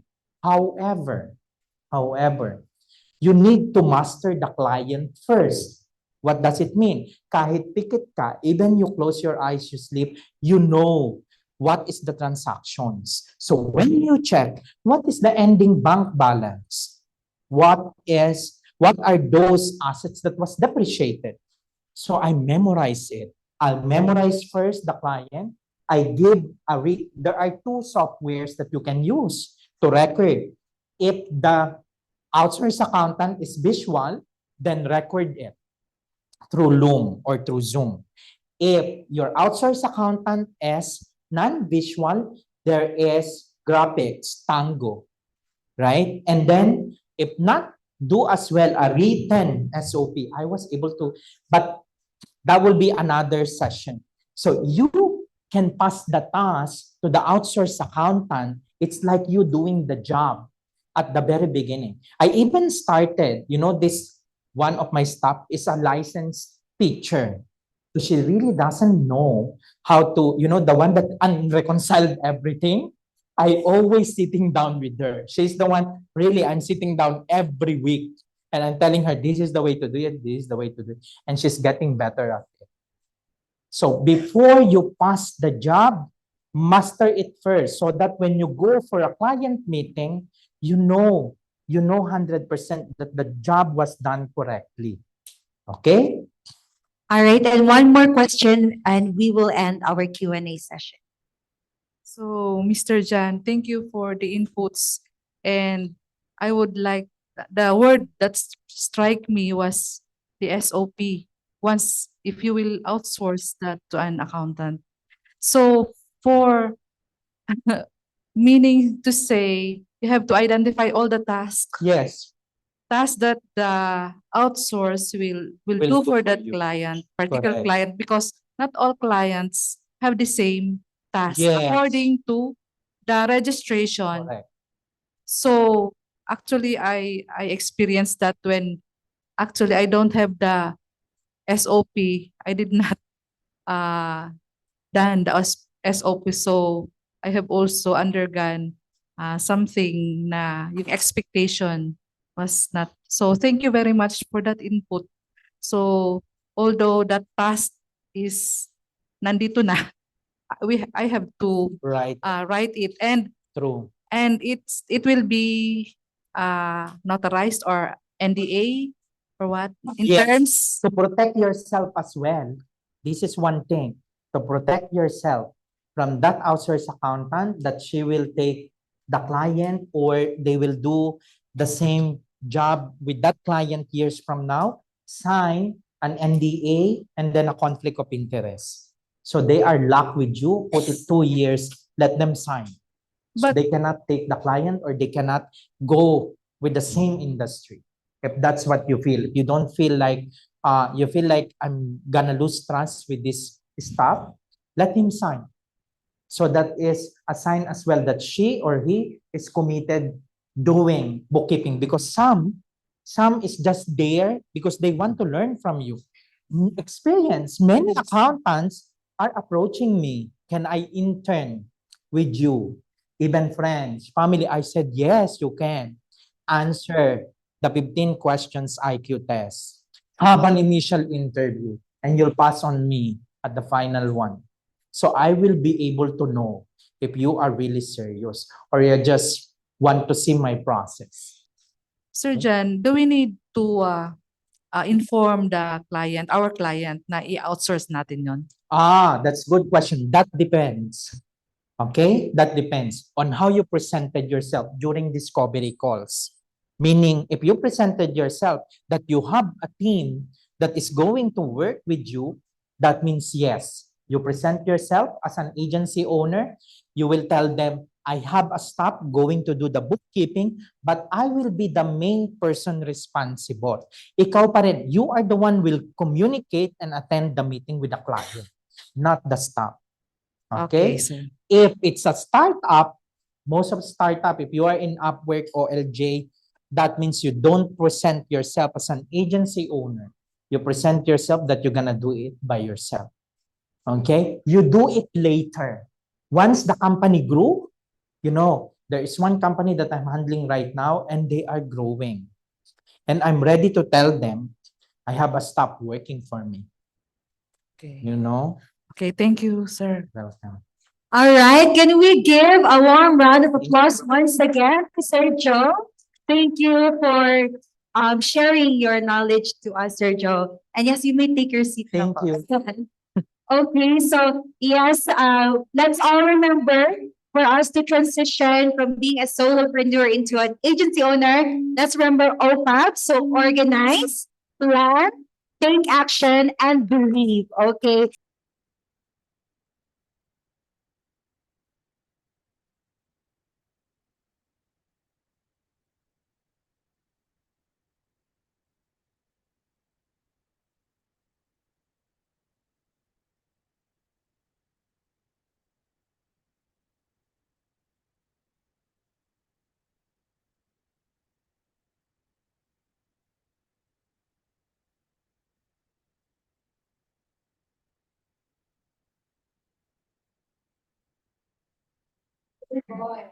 Okay, start with the head.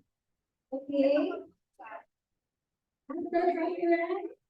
Soft or moderate or strong. Okay, and then go to the shoulder. Okay. Oh, sige, give them just ano. Oh, ayan. Okay, and then lastly at the back. Oh, sige. For those who have strong preference, bigyan ng strong back massage. Sige. Okay, all right. So, are you feeling the massage? Okay. You can now return to your seat. Okay. So, parang after the event, gusto mo massage yun. Okay, so, or can we all sit down and settle? Okay. So before we proceed to our last, for our last engagement this afternoon, I just have some few reminders once again. Okay, so please take note of these reminders. Once again, please turn off your phone, or you can also put it in a silent mode, okay, so that you will not disturb the speaker engagement. And if you need to take an important call, okay, we would suggest that you go outside of the event hall. Kasi kahit nasa likod ka, if you're taking calls at the back, you can still disturb the speaking engagement, right? And we don't want to disturb the speaking engagement, right?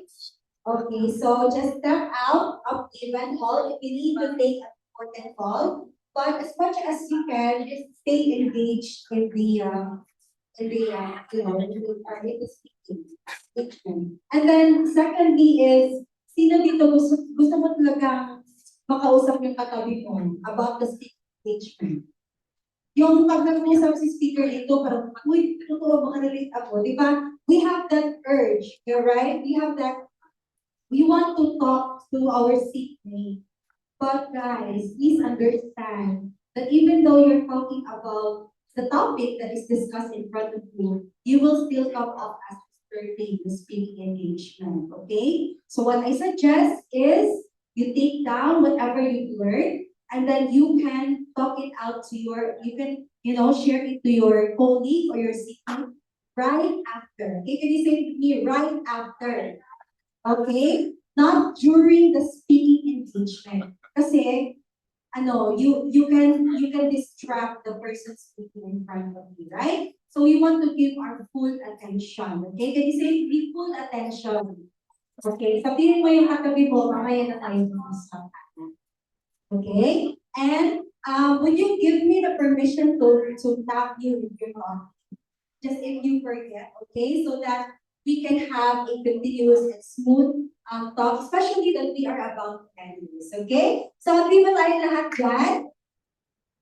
And thank you for your cooperation. Ayan, and so, today, again, for those of you that just came here, it's my honor once again to introduce to you our next power speaker for this afternoon. All right, so once again, he is a former Green Beret hotelier, keynote speaker, business coach, and a best-selling author. So I believe that one of you here won his victory book yesterday. So with over 30 years of experience, he is recognized by CBS News as a top expert in leadership and entrepreneurship. And his passion is to really see people succeed. So we had a talk last night, and what gives him that, that energy is when he is seeing people succeed. And then he excels at spotting trends, solving strategic challenges, and also building elite teams. So he is included in the Entrepreneur of the Year and top 10 keynote speaker in North America. So get ready to be inspired and be empowered for our last speaking engagement for this day. I'll not be welcome to the long Larry Rosen. Thank you, Miss. Thank you. Hi, guys. Have you guys enjoyed yourself thus far? All right. So I was at dinner, as Belle was saying last night. And on the way to dinner, I'd realized, all right, so I was up here speaking, and I'd made a bad assumption that everyone that was here was actually at the one in October. Some of you had no idea who is this clown who is up here speaking to you. So I should have actually given you a little more information.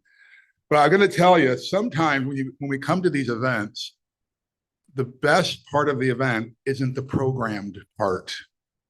Have you ever noticed that? Sometimes the best part of the event is the networking and the conversations you have over meals or over a cup of coffee. Have you ever realized that? So that would happen to me last night. I had so many conversations with folks last night that were beyond just the, what do you do? How do you make a living? You know, like some of us went deep, I felt like pretty quickly, you know? And so I would encourage you, I think that's how we should be living our life, right? We can make money all day long if you have the courage to step out and do it. But it takes more courage to be authentic and to be real. Why do we think that is? Why does it take courage to be authentic? Because usually we're afraid we're being judged by someone. Isn't that the truth? So what I'm going to be talking about today, I thought, now I may change this up, okay? What Joe and Luz and Janine and everyone asked me to talk about is this: client magnetism, top 5 tips to attract your ideal client. Oh my gosh. Do we need to hear more of this? All right, we probably do. We're going to get to this in a minute, but let me give you a little backstory first. Like, who the heck is this character up here? I grew up in a very poor, they called it, in America, they called it the working poor. Do you remember that, Joe? Back in the 60s, 70s, 80s. These are people, these are families that live right at or just below or just above the poverty line. Right? That's the family that I grew up in. A lot of folks here can relate to that, right? And so I just want to encourage you. There is an assumption oftentimes that gets made when people look at people like me, whatever the heck that means. They've got a microphone in their hand. They're standing in front of a room. I've got clean clothes on. It's not always been like this. There's a lot of people who think, well, gosh, he must have been born into a family that had money. His mother and father must have been like really supportive. No, not so much. Okay. I'm sharing this with you because, as someone said earlier today, and it was a Joe, if I can do it, you can do it. Okay. Now, I'm not taking anything away from people who've been born into money. You heard that term before? Born into money, like their families had wealth, part of them getting there. I think that's great. It's just a different journey. Because Mike and I were talking last night, you can have all kinds of wealth and cars and big homes, but if you're empty on the inside, oh, that is a rough, terrible, dark, despairing life. So that's why I think it's really important for us to try to find our purpose in the things that we do. That makes sense to you? Okay. So I spent about 9 years in the Army, the U.S. Army, in a small unit called the Green Berets. For those who have not heard of the Green Berets, this is what some consider the most elite military unit in the United States. And I kind of stumbled into that. I'm not going to bore you with details, but I remember traveling around the world. I was in the Middle East one time, and I had this epiphany. I said, geez, if these idiots can run a country, I can run a country. How hard can it be, right? And then I had the same experience when I was in Central America one time. If these guys are running this country this way, there's got to be a better way. I can do this. And so I thought I would get out, go to university, and, you know, run a country. Maybe not my country, some other country, who knows? I may be a mercenary, I don't know. But my first job out of the military was working at a very small little hotel. I'm going to get to that story here in a second. But the company where Joe and I met that I was running, or am running now, is a hotel company called Broughton Hotels, and it's based in California. And we've had, the most hotels we've had is 24 operating hotels at any one time. We had a couple others that were in development, like we were building them during when the pandemic hit. These are some pictures of some of the properties that we have. I'm going to get there in a second. So I founded my company in 2001, and we were talking about core values earlier, right? And our mission. And I'm telling you, on everything that we put out to the world, we reinforce our mission to people. Authentic people delivering creative solutions. And if you look at this picture here, there's people of all different races, colors, religions, economic backgrounds. And this is a photo of our leadership team. And I love that kind of environment. I think it's a great environment to work in. And the funny thing is, no matter what our background are or were, we all shared these same core values. And I love that because it reminds me we have more things in common with people than we have differences. But we don't know that until we start having conversations with people. I have a feeling like Mike and I spent, how many minutes did we talk last night? 15 minutes, 10 minutes? I don't know, maybe longer. Time flew by. But it felt like we had a whole lot in common, but we'd never met before. We're on opposite sides of the world. I'm a 14-hour flight away, right? But we can find common connections. I just wish we would do this more often. And I feel blessed that I'm in an industry, my primary business, I've got several businesses, but my primary business is in the hotel business or the hospitality business. And it's one of the reasons why I love the Philippine people so much, is that there's a spirit, no matter where you go in the world. When I mentioned I'm coming back to the Philippines, all the people that I knew, whether they'd been here or not, do you know what the reputation is of the Filipino people in the world? Hospitality. Yes. Isn't that amazing? I started my hotel company in San Francisco, California. I was a partner in a hotel company up in San Francisco, California. I started my company down in Southern California. But I think that the San Francisco Bay Area has the largest Filipino population outside of the Philippines, right? And so probably, I'm going to guess, 25% of my hotel company in San Francisco, and at the time when I stepped down from that role, we had 14 hotels, probably 25 to 30% of our staff happened to be from the Philippines. And so it was great. I loved it. And so my first time here back in October, I love these people. They're my people, right?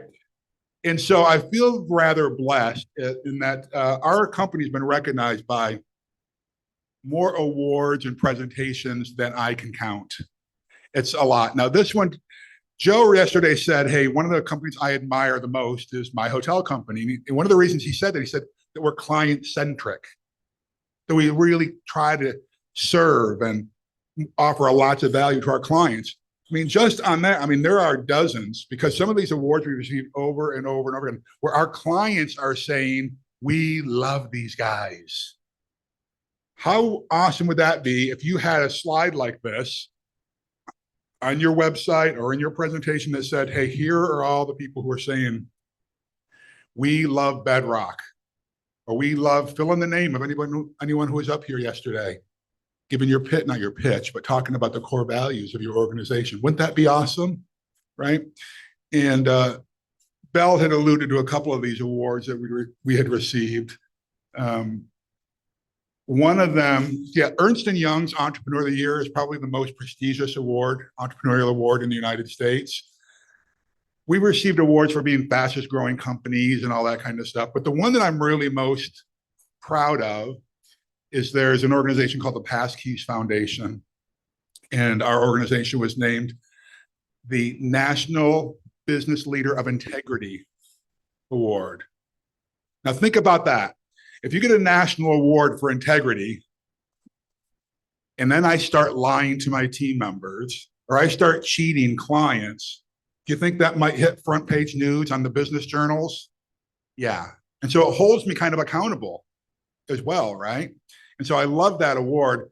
But another one is this, because I had no idea that we could ever do this. I'm a guy who barely graduated high school. Okay, now I realize I'm smart, I have an IQ, but I'm dyslexic. You guys know what dyslexia is?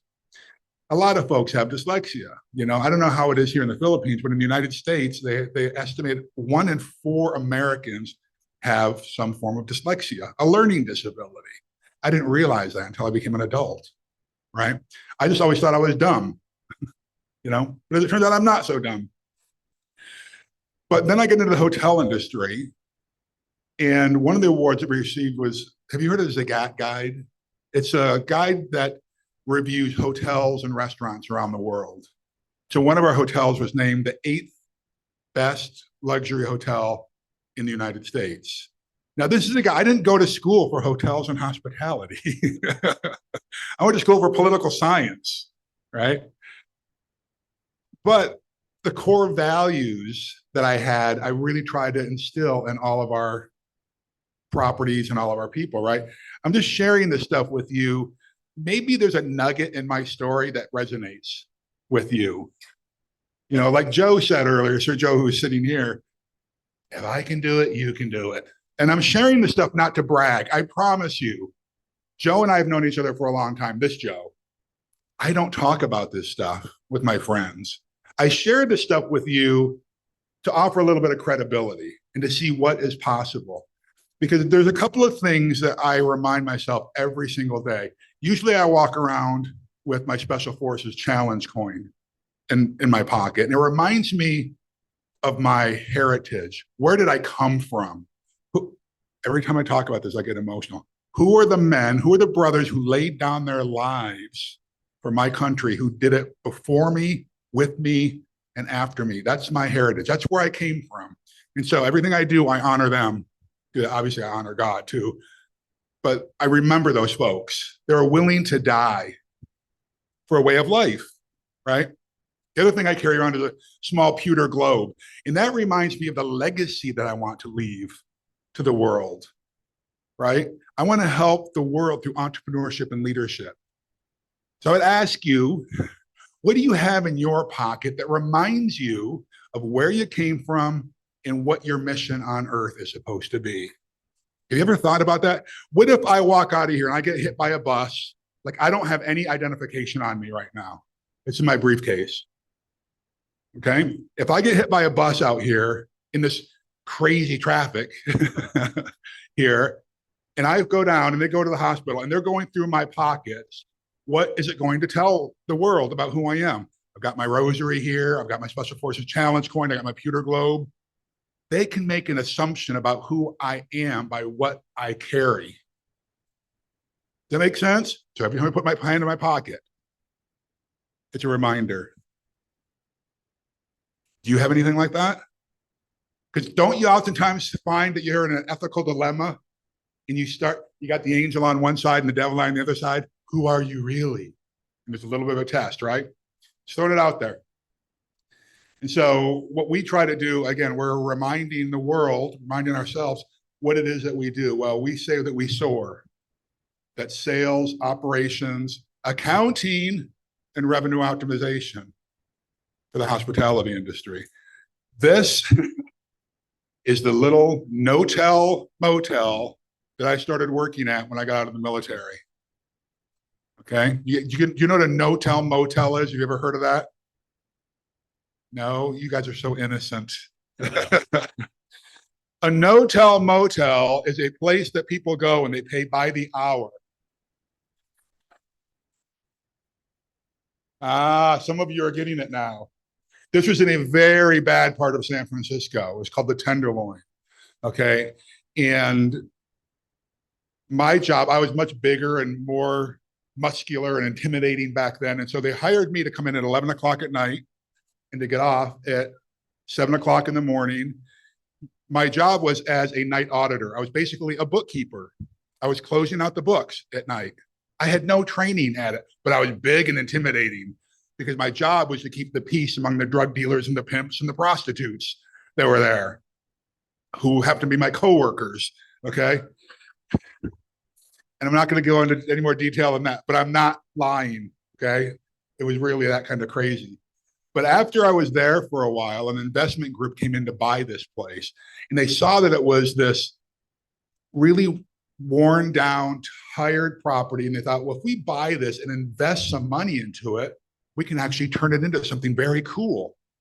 And so the idea was to turn it into a boutique hotel. That term hadn't even been invented yet. Boutique hotel. What's a boutique hotel, right? And so they thought, well, what if we turn it into this kind of cool little boutique and cater towards the rock and roll bands, okay? And so we did a renovation on the thing, turned it in. Would you rather stay there or there? There or there? There, right? So we renovated, and frankly, I'll tell you how we did it. We just got a painting party with all of our friends. We couldn't afford to do a big renovation. Okay. And again, I had no money in this thing. But what I had was this. I had a positive attitude. You remember yesterday I said a good attitude won't guarantee victory, but a bad one will guarantee defeat. While the investment group was trying to buy this thing, the old ownership group, the general manager, they weren't even showing up to inspections in order to close escrow on the thing. But because I didn't want to be working in the same environment, I just showed up to help them because I knew it needed to be done. How many of you have been an employee for someone else and there was a task that needed to be done, but either you didn't do it or someone else didn't do it? It's not my job. You ever done that? How's that worked out for you? I think the best thing that we can do is just try to accomplish the mission. I can tell you in Special Forces and the Green Berets, if someone on our 12-person team felt like, I'm not going to do it, it's not my job, there would have been a lot more dead bodies on our team. You have to step into the gap. We have to do that over and over again, okay? So this ended up being what this thing looked like. The guest rooms ended up being very cool. People wanted to stay there. So I was saying this. And so we had bands come and stay there. Little bands like maybe you've heard of Red Hot Chili Peppers. How about this one? Rolling Stones, Lenny Kravitz. Yeah. Def Leppard. All those kind of bands would come and stay at this little place. I'm still a partner in this hotel today. Very small little one. But still, that hotel is still there today. And I guarantee you, if you go by this hotel today, there'll be at least one tour bus in that parking lot. Still going on today, okay? Do you remember what I said earlier about build your business where your passion and your messaging goes out to the world? How about this? Wouldn't it be great if every day you walked into work, like this is the restaurant at this hotel, be amazing. Let's remind our clients, be amazing. Well, it was the first book that I did. There was a bestseller. It's called Flashpoints for Achievers. What I started doing is just writing short little 130-word inspiring messages to myself at first, and then I started sharing them with our clients. And they loved those things. And so I had a couple of people who were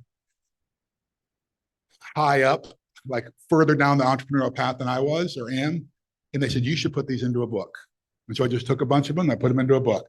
Now I have 365 of them. It's a daily journal, okay? So how about this? Couldn't you just do something with your clients? It doesn't have to be you do a sign at their office for them, but is there something you can do through an email, through your social media that inspires your clients, that is a reflection of who you are? How awesome would that be? Do you think the world would be better if we used our businesses as a mission to serve? That's a question, okay? Success leaves clues. Now, I'm going to bet that if you've been awake over the last how many hours we've been here, you probably heard a few people repeat, I'll say something, and Joe will say something, and Steve says something, and this Joe says something, right? Well, I'm a big believer we have to pick up on themes that are all around us. What tends to happen is this. It's natural.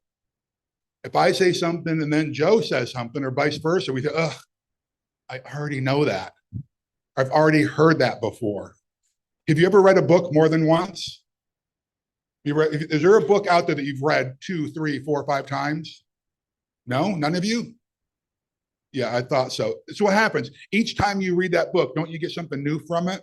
Or you see a movie a few times, you get something new from it? So I'm a big believer that instead of saying, ugh, I already know that, I've already heard it before, we have to get to this point. When you hear 2 or more high achievers say the same thing, let's listen up. There's a reason why the universe is telling you, oh, I need to hear this message more than once. It's time for you to listen up. Okay? So what I want us to do, when you hear something more than once, instead of saying, ugh, I already know that, how How about dropping the shoulders and saying, thanks for the reminder. Accept it. I think it was Steve who said, open your brain, open your mind, right? Thanks for the reminder. There's something going on in the world I need to know about right now. And so now we're going to get into this. Client magnetism, top 5 tips to attract your ideal client. All right, here we go. First one, leverage your network and referrals. Has anyone said this yet to you? Yes. So we have to do some networking. What the heck does networking look like though? There's all kinds of different networking, but you have to attend various industry events. Go to local business groups. I heard someone was saying that they're a member of BNI in here. Go to those types of things. Chambers of commerce. Connect with other professionals. But ask yourself, where can I get referral business? Where do my potential clients hang out? Well, I bet you if you build relationships with lawyers, attorneys, bankers, those types of people, they know your clients, don't they? Build relationships with them. Referral programs. Create a referral program offering incentives for current clients to make referrals to you. Joe's doing this now. We've been talking about this for a while. Okay, I'm going to share a grid with you, a graph with you that I think is pretty important. Look over here on the, what do you call it? Is that the right side? I'm dyslexic. Right. That's the right side. In a survey of over 3,000 business people, more than 50% of the respondents said they got the majority of their customers through what? Referrals. Referrals. We have to be asking for referrals from people. Why don't we do that? Why are we so afraid to ask someone we've already got a relationship with for a referral? We're afraid. What if they say no? Good. Let them say no because it's one step closer to a yes. Okay? And maybe I forgot something here. Maybe I'm supposed to be talking about this. Think about this. Referral business closes and converts 70% of the time. If you get 10 referrals, pretty likely 7 of those are going to become clients. That's where you should be starting to get your business. You want to attract clients, go there first. And you can get referrals. You have family, you have friends, right? You've got social media. Okay. Next thing, I want you to optimize your online presence. Optimize online presence. So the first thing is to have a professional website. I've looked at some of your websites, some of the people that I met and said, okay, tell me your URL. Either you don't have one yet, or it can be improved. I'll put it that way. Okay. Build or have someone build for you a professional website. You have met people around here who have resources to help you get a professional website. Okay. It's very important. Make sure that it's user-friendly, it's optimized for SEO. Here's one of the things most people forget. They go to their website and they put a bunch of features. What's a feature versus a benefit? If I've got a car that's got 4 tires, it's got 8 cylinders, those are features. No one cares about that. What they care about is the benefits. What do I get out of it? How do I feel when I get in the car? That makes sense? What are the benefits of your services or the products that you offer? That should be front and center on your website. All right. And then, of course, client testimonials. This brings credibility.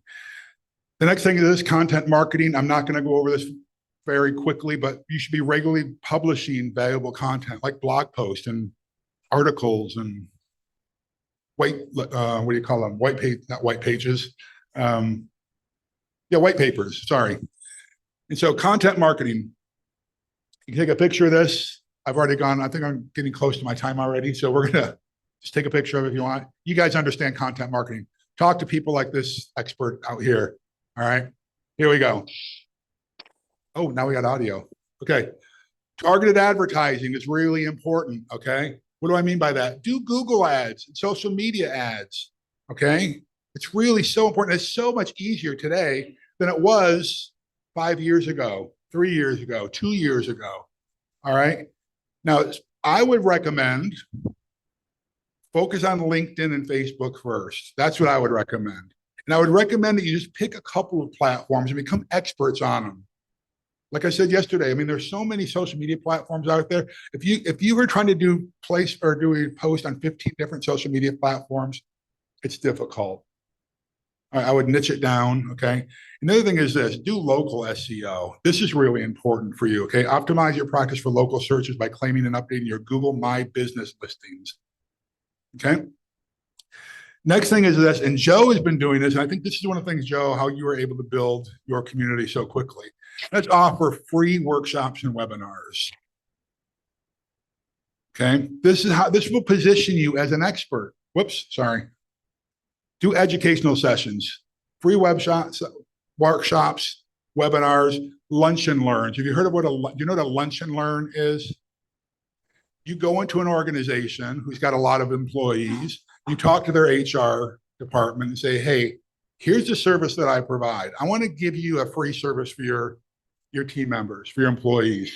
I want to talk to them about retirement, or I want to talk to them about bookkeeping, whatever it is that you want to do. And during the lunch break, people will come to a room and you just do a free teaching session to them. It's a great experience just to get in front of people to do it. But online in particular, if you can do webinars, it's a great way to demonstrate just how smart you are, okay? Now that's aggravating to me. All right, provide exceptional client service. This is why I showed you that slide earlier today. When you offer personalized service, it goes a long, long way. And so when you offer these tailored, when I say tailored solutions, what I'm talking about are premium solutions. When I say premium, I'm talking about people pay more for those. And you notice, I think, was it Joe who's up here who was saying this? You've got a basic service that you offer, but if someone wants anything additional, would love to do that for you. Here's the fee. You'll have to pay for that. Glad to do it for you. Okay? So do that on a regular basis. By the way, that's a TFTR. What's TFTR? Thanks for the reminder. It wasn't an hour ago that he said that, right? The other thing is this, and it blows my mind that we don't do this enough. I think it goes back to courage again. Client follow-up. We treat our clients like customers. Do you remember the difference? Customers are transactional. Clients are what? Relational, right? If you're in a relationship, don't you follow up with them? Don't you stay in contact with them, right? And so regularly check in. Hey, how are things going? Are you satisfied with the service that we're providing for you? Okay. Next thing is this, client-centric, high-performance tools. I'm looking at the time here. And so now you should have been handed a document when you came in. Did you do that? You get a document that looks like this. It says day 2 at the top. Pull that out if you would. Go to the back page. I think it's the back page. Second to the back page. It says client profile map. We're going to do a little bit of work right now. Because you know what I notice at these conferences like this? Most of us will sit here and we'll take all this great information in and we get all excited and the dopamine is running over our brains and we're super excited. And then what happens? We go home and life happens and nothing gets done. So this is why yesterday, a couple of times during the day, we actually started doing some of the work with you so that we get what I call the big momentum. What I want you to do is get excited about the momentum that you're making in your business and not the great speakers that you've had here. I'd rather you feel good about growing your business. And so we're going to spend some time going through this so that you can identify your ideal client avatar. Instead of going out and talking to everyone, because not everyone's your client, remember? We're going to identify exactly who is it. All right? So how do I want to do this? Let me look here for a second. All right. Go to I lied. Go to the very last page. At the top it says interview clients. And I'm just going to ask you a couple of questions. If you have a pen, imagine you already got clients. First of all, let's pretend you've got clients. If you were to go to your clients and say, hey, Mr. or Ms. Client, what's the number one problem that you are faced with right now? Would that be helpful if you knew that? How about the next one? What really frustrates you about working with folks in our industry? What frustrates you about working with CPA firms or accounting firms? Would that be good for you to know? Why would that be good to know? Anyone? Shall I call on someone? Joe, why would it be good for you to know what frustrates clients about your industry? So that I can not do that? Yeah. Yeah. Like, if you, for instance, one of the things, I remember I've had big companies before, right? And I've had full-on in-house accounting departments.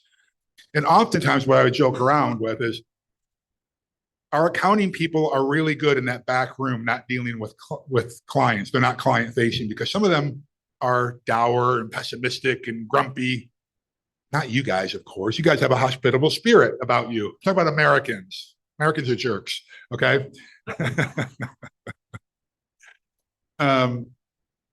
But what we didn't want those folks to do is be dealing with clients. And so maybe the frustration I have is that, hey, usually accounting firms are a bunch of jerks.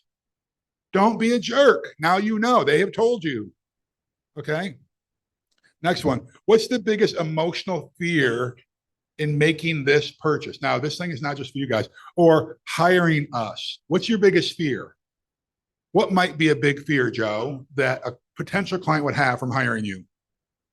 They're going to get audited. There you go. So what are you going to do if you know that you go out and talk to 20 clients or potential clients and they all say fear being audited or fear that you're going to make a mistake and I don't know about it? What can you do? You can bring that up during your discovery calls you're doing with potential clients. Let's say Mike calls me or I reach out to him and I'm trying to sell him my accounting services. And I say, listen, Mike, I understand that a lot of folks are really fearful about being audited. What did that just do for Mike? He's like, this guy understands my fears. How am I going to know that fear unless I ask? Why don't we ask? We're afraid. You catching the theme here? Courage. Courage changes everything. And then the next thing, what's the one thing you'd pay a premium for if you could be guaranteed you'd get it? So what I want you to do is take a couple of minutes and write down, you can answer these if you want, or what I'd rather you be thinking about is who are clients or potential clients that you could talk to get this information. All right, let's say that you don't have any clients right now. Do you know anyone who's got clients like this? Maybe you could talk to Joe or other folks who have businesses where you could learn this information. That make sense? Take just a couple minutes to just start this process. Is that okay? Then we're going to get into something that's even more fun. I know this is boring, but this is really powerful. Okay? I'm going to give you just a couple of minutes. Why don't you go ahead and start on that?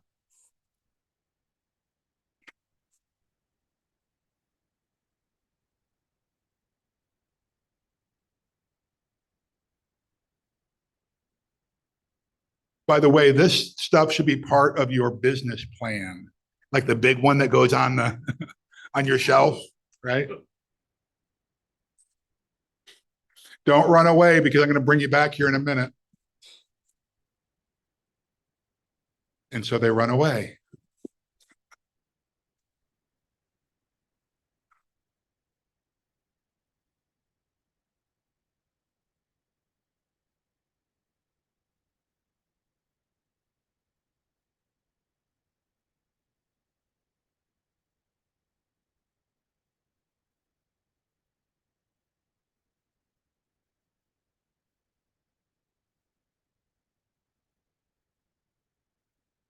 Hey guys, let's focus on this, okay?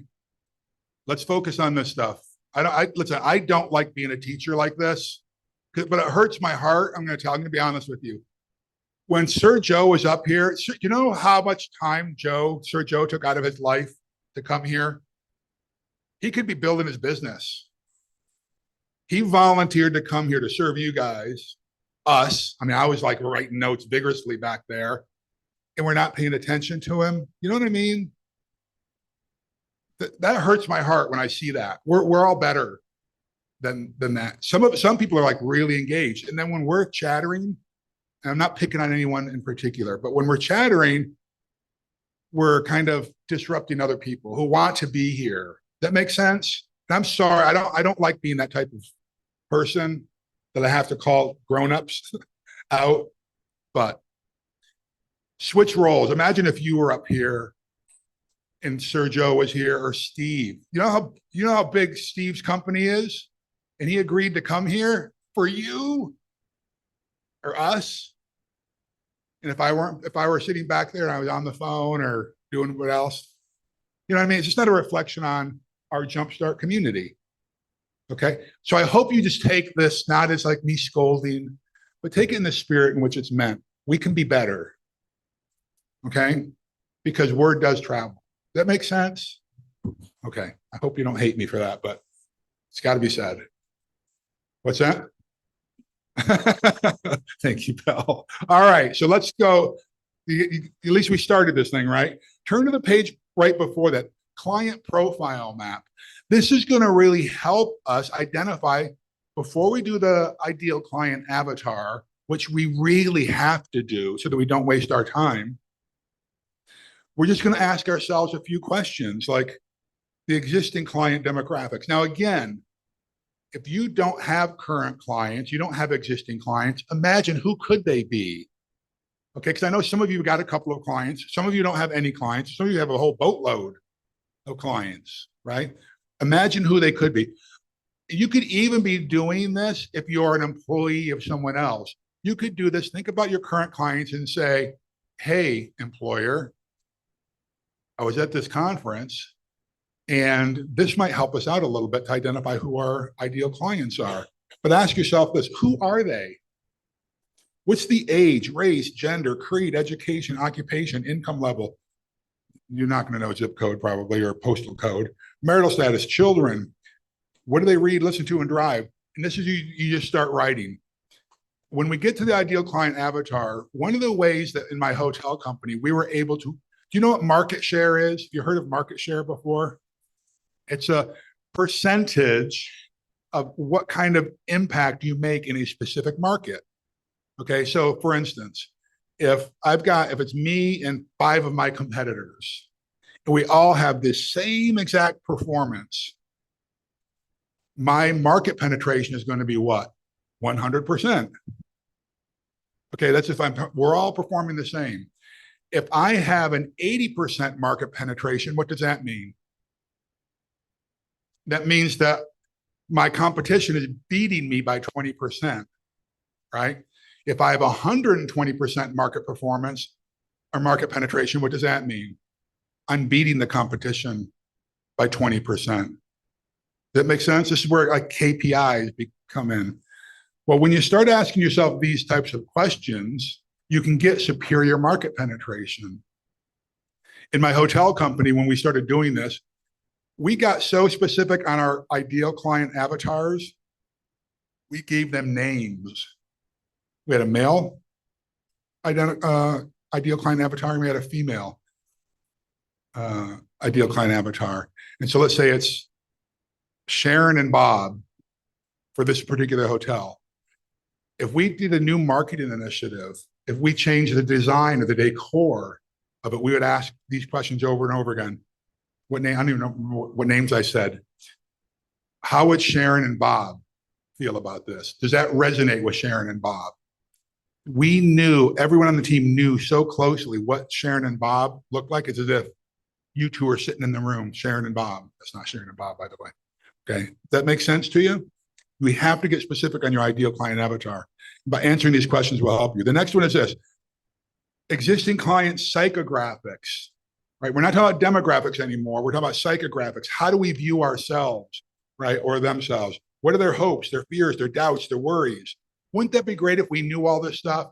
if we knew that one of the biggest worries about our clients is retirement, wouldn't that be interesting to know? Or if we knew the fear was being audited, or we knew the fear was, I've not done taxes or accounting in 3 years, and I'm afraid it's going to catch up with me. Wouldn't it be good if we knew those types of things, right? And the next thing, desired clients.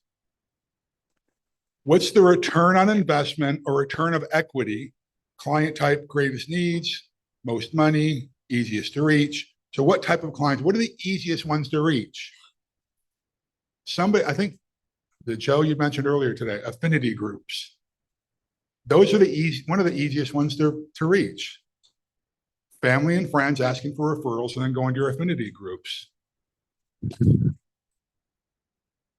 That's where we should go first. Okay? If you want to get new clients, let's do those things.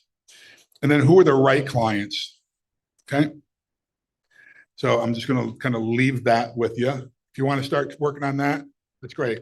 Now we're going to get into the ideal client avatar. What I want you to do is go to this page that says ideal client avatar at the top. And this is going to take a little bit of creativity on your part. Okay? Now you're going to have to project into the future.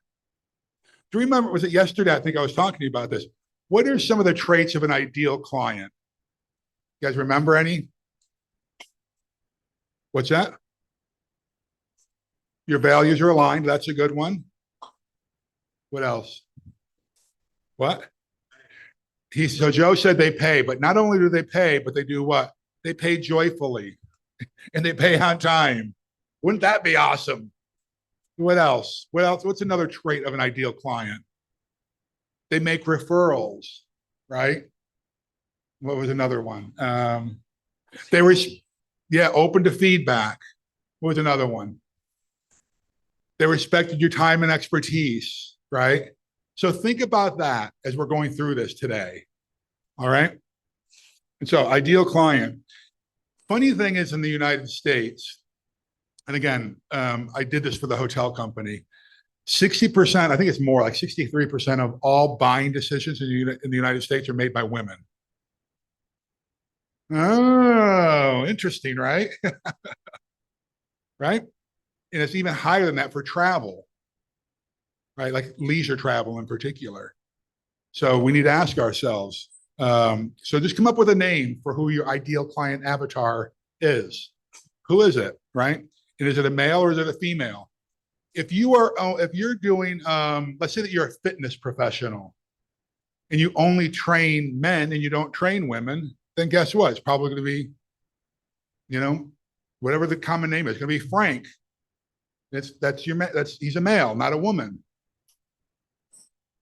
If I were marketing, if I was a male fitness professional and I'm spending my marketing dollars on women, that's a waste of time and energy, isn't it? Right? And then we go into the detail. If it's relevant, I've been married or I'm single, I have children or not, I have pets, I drive, okay? Do I drive a car or not? I live in what kind of house or home, right? As a professional, my spirituality is, that may or may not be important to you, okay? I travel to, again, this is your ideal. Not everyone, this is your ideal, right? My hobbies include I read, I listen to, and I watch. Let's try to fill that in right now. Even if it's a guess, I'd like you to take a moment and fill that in, and then I'm going to randomly pick a couple people. If you want to try to make it funny, you can make it funny. Because I'm going to pick a couple of you and ask you, hey, tell us who your ideal client avatar is. Is that okay? Okay, who's got it done that I'd like to share what they've got so far? Oh, you guys are still working diligently on it. You want to go, Cap? Okay, go ahead, Cap. Do you have a recommended number of ICAs? I don't have a recommended. I wouldn't go crazy. I try to keep it narrow for most of this stuff. When we overcomplicate things, we're less likely to actually execute on them. It's the only thing I would suggest. Yes. Go ahead. So I just had an observation, actually an epiphany. You're not going to like this. I don't know my clients. I mean, I thought I did. And I'm looking at these questions. I'm like, I have no idea. I really have no idea. Well, I don't like it. However, this is why we do this stuff.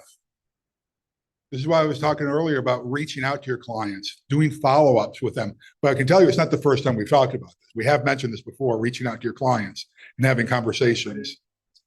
Oh, there you go. Thanks for the reminder. It's only been 4 years, right? Okay. So Joe, but why don't you give us what your ideal client avatar is, just what you've got. And again, by the way, this is who you want them to be.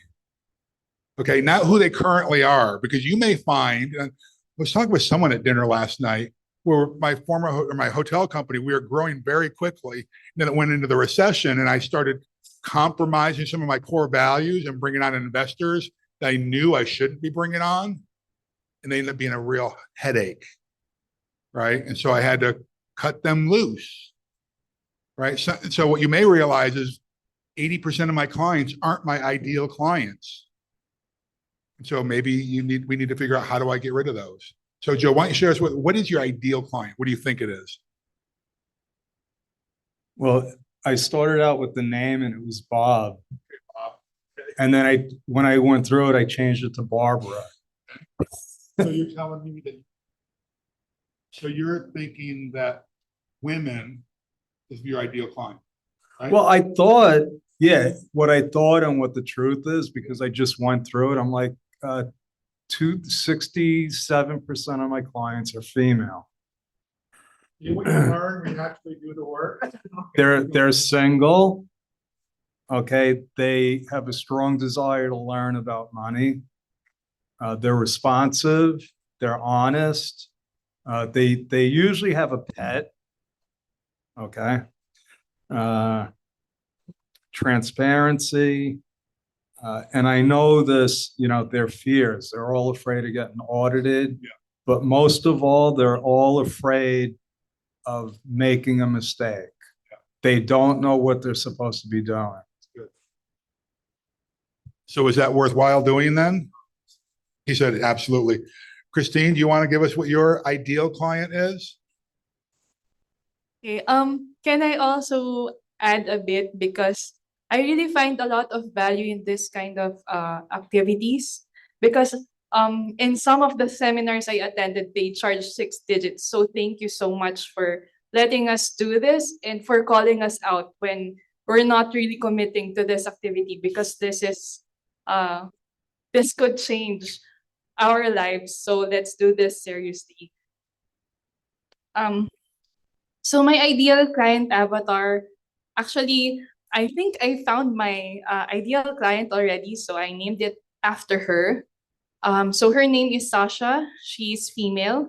She's been married for 15 years. She has 2 kids, aged 7 and 15. She has no pets. I don't have a lot of knowledge about cars, but she drives a Ford Territory. She lives in South Africa, in a 5-bedroom house that is worth 500,000 USD. As a profession, she has an accounting agency. Her spirituality is Christian. She travels to Asia, Africa, and Europe. Her hobbies and personal interests are baking, dancing, and swimming. She reads personal development books, listens to Les Brown and Tony Robbins. She watches K-drama at times to entertain herself. So her three main values are integrity, self-fulfillment, and reliability. Her 3 greatest fears or worries are: first is letting others down, second, not fulfilling her promise to her clients, and not living up to her full potential. So even if she is already middle-aged, she still believes that she can still do more, serve more. Her 3 hopes or dreams are, first, to have a balanced work and family life, to have happy clients and live a fulfilled life. And the persons she fear or wants to impress most are her children, spouse, and clients. That's awesome. That's all it takes right there. 'Cause now all I have to do is find that person and not every person. That makes sense to you? All right. So my hope is that you take this, okay? And on the front of that is a QR code, and there are videos on there to help you fill these forms out. I can't make it any easier for you. As Christine said, and Joe knows what I charge to do this kind of thing.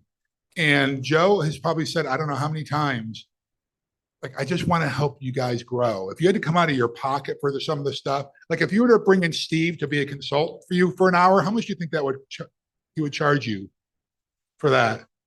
Yeah, probably, right? Or to bring Sir Joe in, to hire him for 1 hour to consult, and he took time last night. Or Cap is at dinner last night helping people out, right? Take advantage of these things in a good way, not like use them. You know what I mean? Does that make sense?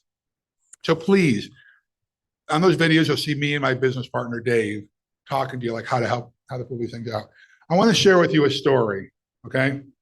Aw, you see that? Cute little birdie, right? So I'm going to read this because I don't have it memorized, but I do share this pretty regularly with people, okay? So you can close your eyes if you want. You can just think about this. High in the Himalayan mountains lived a wise old man. Periodically, he ventured down into the local village to entertain the villagers with his special knowledge and talents. One of his skills was to psychically tell the villagers the contents of their pockets, their packages and boxes, or even their minds. A few young boys from the village decided to play a joke on the wise old man and discredit his special abilities. One boy came up with the idea to capture a bird and hide it in his hands. He knew, of course, the wise old man would know the object in his hands was a bird. The boy devised a plan. Knowing that the wise old man would correctly state the object in his hands was a bird, the boy would ask the old man if the bird was dead or alive. I see heads nodding, so I think some of you know this story, right? If the wise man said the bird was alive, the boy would crush the bird in his hands so that when he opened his hands, the bird would be dead. That little rascal. But if the wise man said the bird was dead, the boy would open his hands and let the bird fly free. So no matter what the old man said, the boy would prove the old man to be a fraud. I don't know who raised this kid, but boy. The following week, the wise old man came down from the mountain into the village, and the boy quickly caught a bird and cupping it out of sight in his hands, walked up to the wise old man and asked, "Hey, old man, what is it that I have in my hands?" The wise old man said, "You have a bird, my son." And he was right, of course. The boy then asked, old man, tell me, is the bird alive or dead?" The wise old man looked at the boy, thought for a moment and said, "The bird is as you choose it to be. Its destiny is in your hands." All right, so why am I sharing this with you? Yes, the power of your destiny is in your hands. You can do what Christine was mentioning earlier, and you can take all the information that you've learned over the last 2 days and apply it to your life and change the past and the negative messaging in your life, or you can just accept it and go on and say, I'm not good enough, I'm not smart enough, I'm not educated enough, I don't have the right contacts. It's in your hands, your destiny, and it's between you and your creator. Okay, so I would beg you to lean into that, lean into the potential that God has given you. This is a gift, right? And so God is giving. If I give Christine a gift and she said, no, don't want it, what's that telling me? That's disrespectful, right? But she's been given a gift. God has given each of us a gift. Let's go out and use it, okay? All right, God bless you guys. I'm done. So I believe that you're able to somehow redefine or like refine more your ideal client. Okay. And yes, my takeaway for that, from the speaking engagement is really to be in the moment, right? because we are so blessed that we have, these awesome speakers, and they did not charge us that much, but, we are getting, the value of all that we've learned more than what we have paid for. Do you agree with me? Yeah. And more importantly, we need to always put into action what we have learned. And I love what Larry said, that we need to lean onto the potential that God has given us, right? So each of us have our potential, but it's up to you. How are you going to use the potential that has been given to you? So can you tell the person next to you, don't waste the potential God has given you? Okay, so make sure that you take action right after, even right at this moment. And right now, without further delay, I would like to call on Joe DeChara for some special message he wants to share with us. Thank you, Larry. It's been a real blessing having you in my life and being part of Jumpstart. You know that you're directly responsible for all of this. So thank you. I don't have enough time to thank everybody. So I just want to thank God. Thank God for putting me in this position. Like I said yesterday, none of this was my idea. It's basically just evolved. It's evolved and put me in a position that I always dreamed to be in, which is to empower people financially. Okay. And so what we're going to do is I'm going to talk about what is Jumpstart exactly? What is it?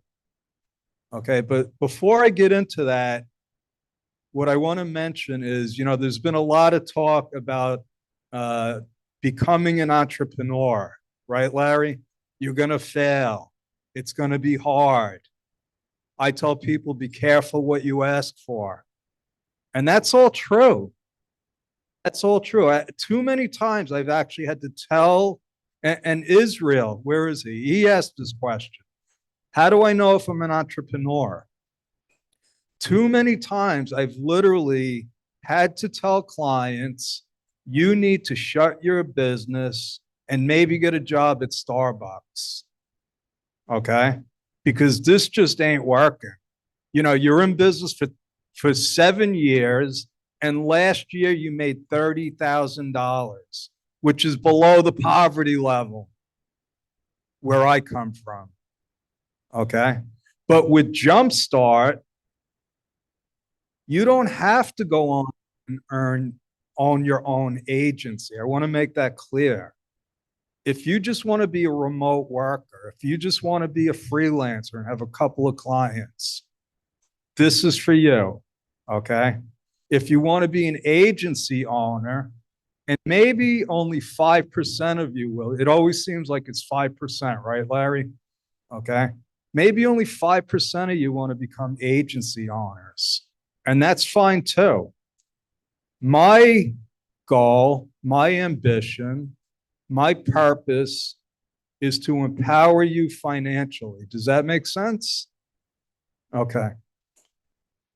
What is the Jumpstart community all about? So we have, and I've said this, it's about empowerment. It's about empowerment. It's about freedom, financial freedom, geographic freedom. I talked about that light that went off when I saw remote desktop technology. Time freedom. Okay, imagine not having to get up according to somebody else's schedule.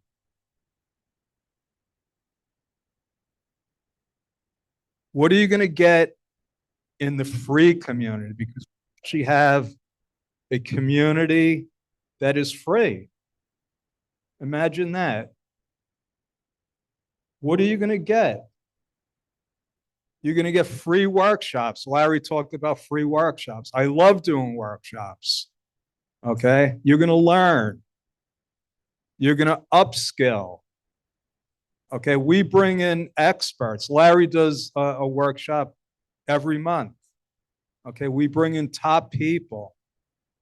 Okay? Networking opportunities. It's a community. We have over 650 people right now in the Facebook group. All you got to do is be active in it. Free tools and resources. I've been doing this for a long time. Long time. I lost track of all the different templates I have, the different spreadsheets, budgets, client contracts. All of that is available in the free community. Support system. We are here. It's not about the money. Okay? For me, it's never about the money. Okay? And I'll go back to what Larry said. Serve first. I truly believe money is a result of doing service. Okay? Networking, I already said that. What about the premium? The premium membership. Firstly, and we don't have a slide, how much is the premium?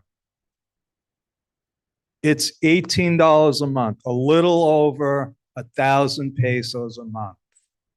Okay? We priced it that way so people could afford it. And my team said, you know, that a lot of people can't afford that. And I said, well, the first couple of months are free. If you join the paid community and you listen to what we teach, you should be able to afford it. And if you can't, after 2 months, I'll refund all the money that you paid. Okay, which is zero up to that point. You get a free look. Okay. This is our program. Public speaking. When I first saw that, it was like, why public speaking? Because in my mind, it's doing what like I'm doing now, what Larry did. No, we're always doing public speaking. And we can always sharpen our skills. Every time you're on a workshop, every time you're talking to a client on Zoom, that's public speaking. Negotiation skills. Okay. How do I set my prices? How do you become a leader? Believe it or not, if you're a freelancer, if you own a business, you're a leader. Okay. How do you find business partners? So each one of these parts is a planned out program so that over a year, you go through all of these programs, you're going to have a firm foundation. I guarantee it. Learn how to get clients. We've gone over this numerous times. Be part of a community. One thing I learned about people, we need each other. Okay, there's power in a community. Upskill. You know, I ask my students a lot, why are you taking this course? I want to upskill. That's another thing I love about the Philippine community. The thirst for knowledge. It's like, you're all sponges. And I'm like, oh my God. Oh my God, that is beautiful to me. Focus. I talked about Napoleon Hill's definite chief aim. Okay, I believe in that. When I wrote mine a long time ago, and I'm like, what I'm doing right now is exactly what was in my definite chief aim. Larry's dynamic business growth plan, whatever we call it, it's a blueprint. It helps us focus. Find your why, your purpose. Michael talked about that this morning. If you know why you get up in the morning, that's your why. Okay, I know why I get up in the morning. Okay, sometimes I don't want to get up, but when I remember my why, I'm ready. Larry just went through it. Avatar creation. How do you know who you want to do business with? We're going to help you figure that out. And you could see it's not always a simple answer. 3 questions. This comes from me. What problem do you solve?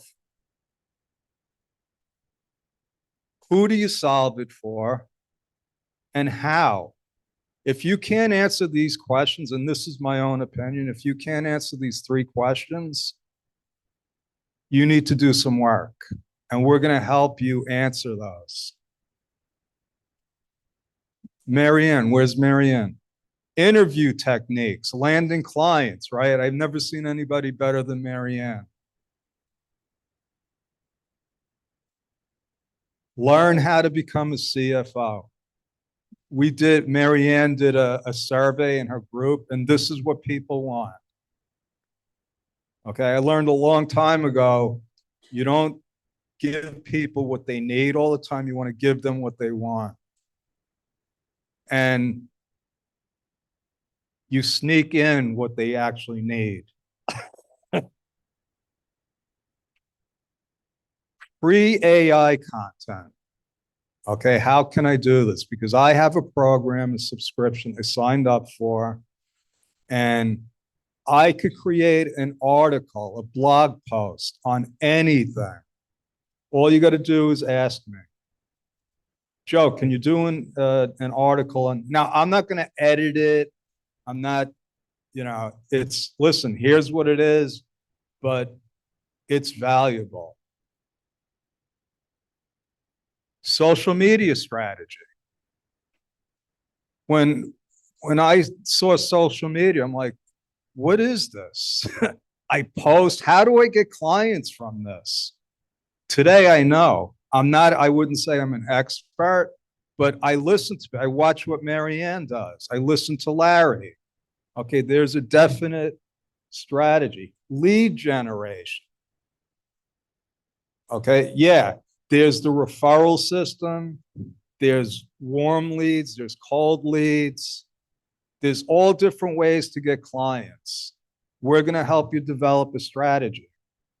Value-added services. We started out just doing bookkeeping, accounting, and taxes. Today, we set businesses up. We do registered agent services. We do payroll. We're always looking to add value because guess what? You don't always have to get a new client to make more money. You just got to add more services. Affiliate marketing. Make money while you're sleeping. Last but not least, partner with Bedrock. I always say this, connect with me, just go to Time with Joe. I can't make it any easier. Like I said, I'm lonely. I'm usually bored, so you're not disturbing me. Thank you. Thank you so much, Joe, for explaining more about Jumpstart Premium. So once again, just to recap, we have the Jumpstart free community, and we also have the Jumpstart Premium for as low as $18 per month to help you build your agency.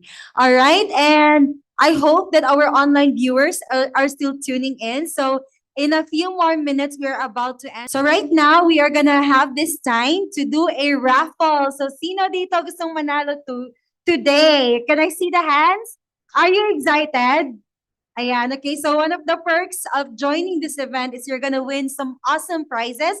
Of course, sponsored by our beloved speakers. So, okay, so we are gonna show here the Wheel of Destiny. Ayan. So we call it Wheel of Destiny because if you are chosen, then this is for you. So just a recap, we're gonna be giving away 3 winners of Elite membership, sponsored by, of course, the Accounting People's Elite.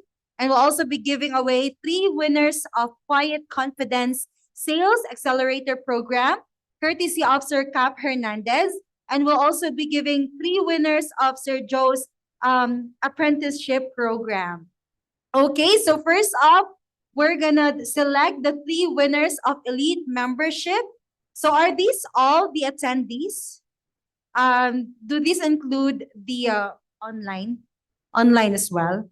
Okay, all right. So for the 3 winners of Elite membership, so the first 3 names to be selected will be the winners.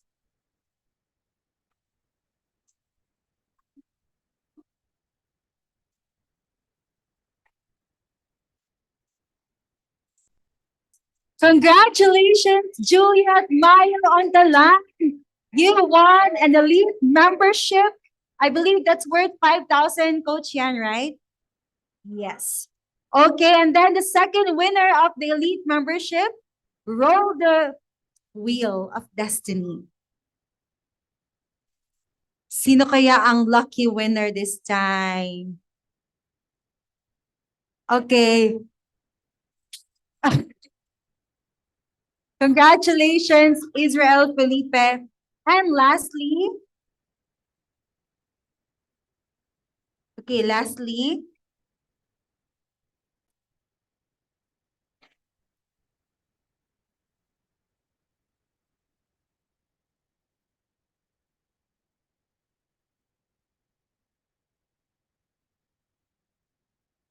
okay, congratulations, Teresa Servania. You won an elite membership. Okay, so let's move on to the Quiet Confidence Sales Accelerator Program. Oh, already elite. Okay, so we need to, roll again.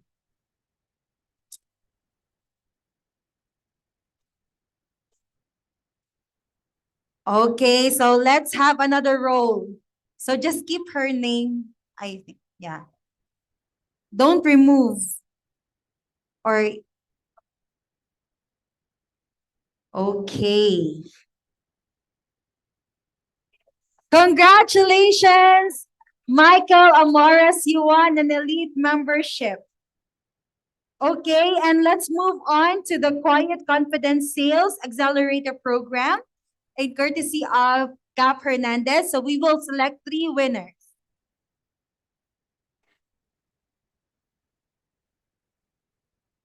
Okay, congratulations, Maria Garcia. You won.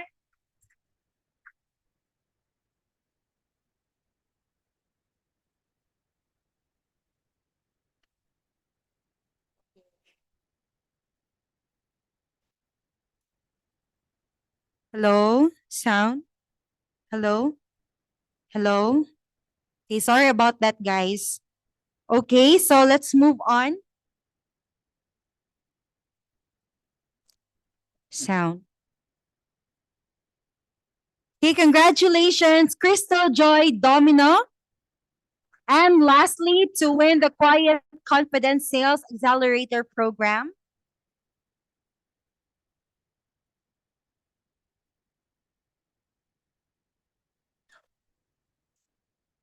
congratulations, Marianne Eustacio. Okay, and lastly, for the 3 winners of Sir Jonathan Ruiz's apprenticeship program, so roll the wheel, please, or spin the wheel rather.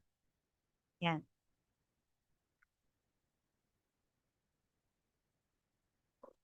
Congratulations, Dick Mamela Espra. You won apprenticeship program of Sergio Ruiz. Okay, so 2 more.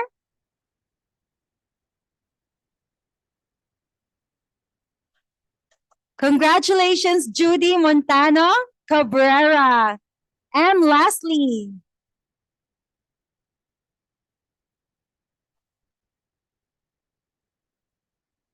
okay, and congratulations, Rachel Aranding. Ayan, so congratulations to all the winners of our special prizes. And moving on, we would also like to recognize the outstanding achievements of some of the members of the Jumpstart community. All right, since the soft launch of the Jumpstart community, we have been tracking your performance. Who among you here are always attending our workshops for the last few months? Can I see the hands? Okay, ayan. All right. And so today, we have noticed some people who stood out and have shown extraordinary hard work and passion in order to become successful agency owners. So we would like to recognize them today. So can I ask help from Janine for the recognition of this outstanding people? Okay, so we would like to give this certificate of appreciation to Vivian Olga Matangihan. All right? And this certificate has been awarded to her for being the homework hero and complete attendance in recognition of her outstanding dedication, commitment, and active participation in the Jumpstart Your Freelance Accounting Community given this 19th day of May 2024. So your hard work and dedication have truly paid off. Congratulations. And of course, we would like to have some speech from you.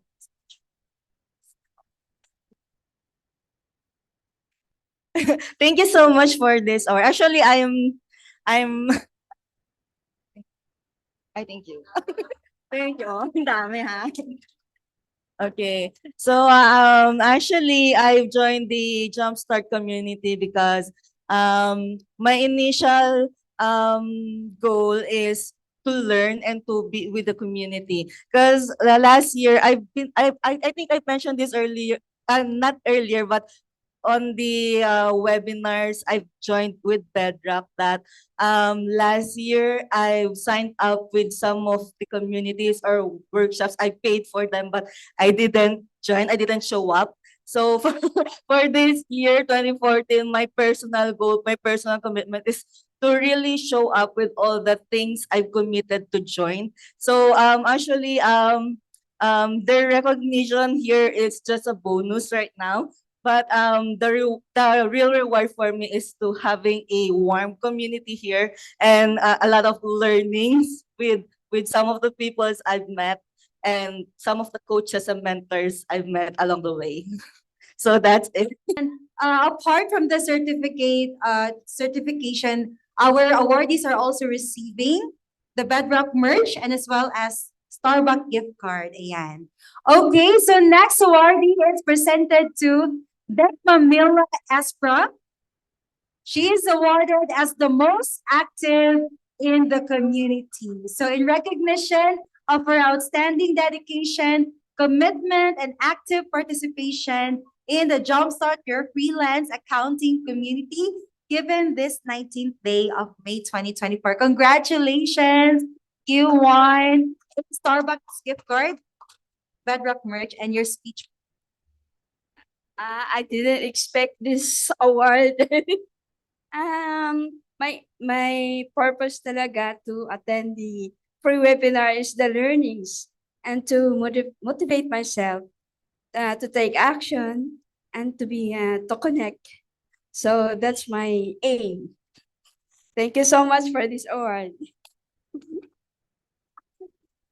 All right, congratulations. This award is presented to Maria Garcia, and she has been awarded as the enthusiastic learner. All right, in recognition of her outstanding dedication as enthusiastic learner and also commitment and active participation in the Jumpstart Your Freelance Accounting Community, given this 19th of May 2024. Congratulations! You won a Starbucks gift card and Bedrock merch, and of course, the certification. So, any testimonies? How was it for the last few months that you have been actively involved in the Jumpstart community? Thank you so much for the recognition, and I dedicate all this participations for my family, for keep supporting me, and from the promise that I made from my father when he left us to heaven, and I always feel his love even he's not here, and I promise to continue, and I'll be happy to make a lot or create a good thing in while I'm here, and to share stories, the journey when the time he left us and the time we met again. Thank you so much. Thank you. We have one more surprise award. This award is given to Jen Dadakay for the Jumpstart Loyalty Award. So for the information of everyone, she has been a consistent support and attendee of the Jumpstart event since 2022. So congratulations, you won a 1,000 cash, Starbucks gift card, and as well as Bedrock merch. Any message to the attendees? The attendees. So yeah. Thank you for this award, Bedrock. I would just want to share my experience in attending Jumpstart 1, 2, and 3. So I've been consistently attending Jumpstart events from the first in BGC, followed by the second in Ortigas, and this one. The reason being is that because not only the learnings, but also the experiences and everyone that you get to meet during the events, the energies that you can also feel from them. Because during the interview with Belle, just like what I have mentioned, we are also human. So we have that what you call cycle of emotions. So sometimes me myself, I admit sometimes I am hyper. So it's like I do a lot of things, or I can do a lot of things in a day. But there is also a period wherein I procrastinate. But if I am with the right communities, I can see myself and feel their energies and be able to like, oh yeah, I have to do this thing again, or I have to I forgot to do this activities or anything that can help with my freelancing journey. And also I would like to mention that I have enrolled with Bedrock the 13 weeks course and the 5 weeks course, as well as the payroll master class last year. Yeah. Again, it's not only because of the learnings, because you get to hear their stories, which will empower you, not only inspire you, but boost your morale. Because just like what Sergio mentioned, that it's not always bed of roses. So you will also experience the struggle and challenges, but again, having the right communities and even you being positive and optimistic, sometimes you will feel down, but yeah, still having the right communities and getting the support that you need, you will be able to soar high. Thank you for this. Okay, can we give them a round of applause, please? A moment of appreciating their lives and, sharing what they've had. They did not gatekeep it for themselves, but they shared it to us. So we would like to present this certificate appreciation to Larry Broughton, to Cap Hernandez, to Coach Yan Laboneta, and of course, to Joe De Chara for your invaluable contribution as a guest speaker during the Jumpstart Your Freelance Accounting Career Community Grand Launch at the Whitewoods Convention and Leisure Hotel, given this 19th day of May 2024, signed by Janine Ilagan, the VP Marketing of Bedrock Business Builders, Joe De Chara, and as well as Luz Ventura, the Operations Manager of Bedrock Business Builders. So once again, thank you so much for your lives. We are forever grateful for all the support that you've given to this community.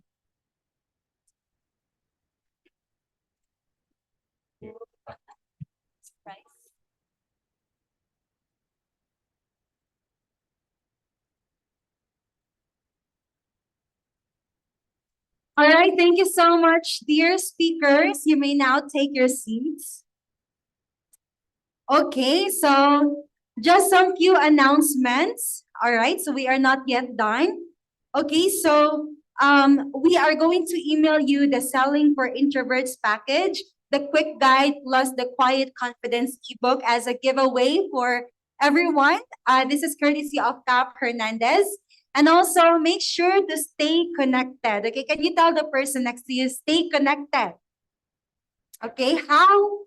By joining our Facebook community, Jumpstart Your Freelance Accounting Career Community, and make sure to also tune in our emails, and postings in our FB community for future activity and workshops within the community. So I want us to understand that our learning doesn't end here, but this is just the starting point, okay? And our vision is the next time that we'll meet you is you're already an agency owner.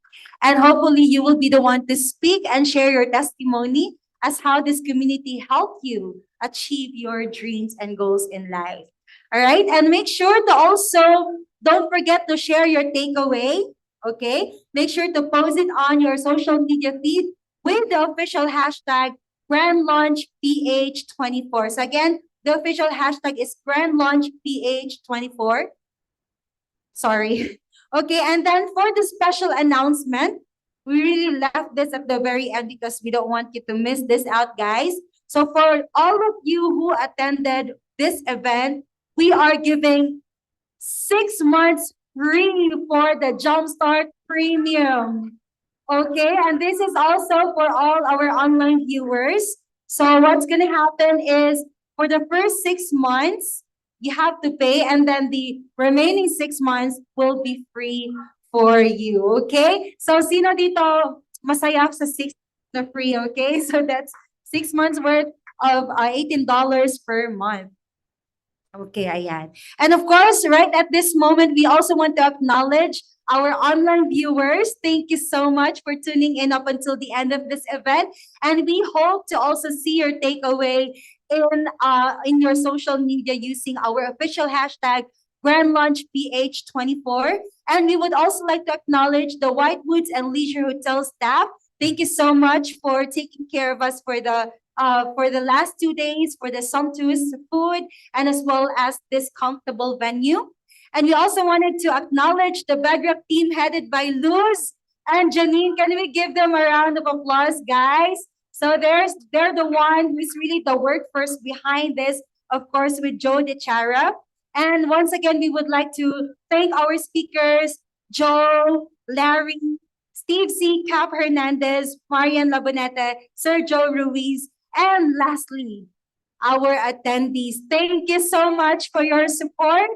And we are rooting for you guys. We hope to see you next time as agency owners already. And on behalf of the Bedrock team, I would like to thank you once again for joining the grand launch of the Jumpstart Your Freelance Accounting Career Community. Your presence and enthusiasm make this event truly special, and we look forward to embarking on this exciting journey together.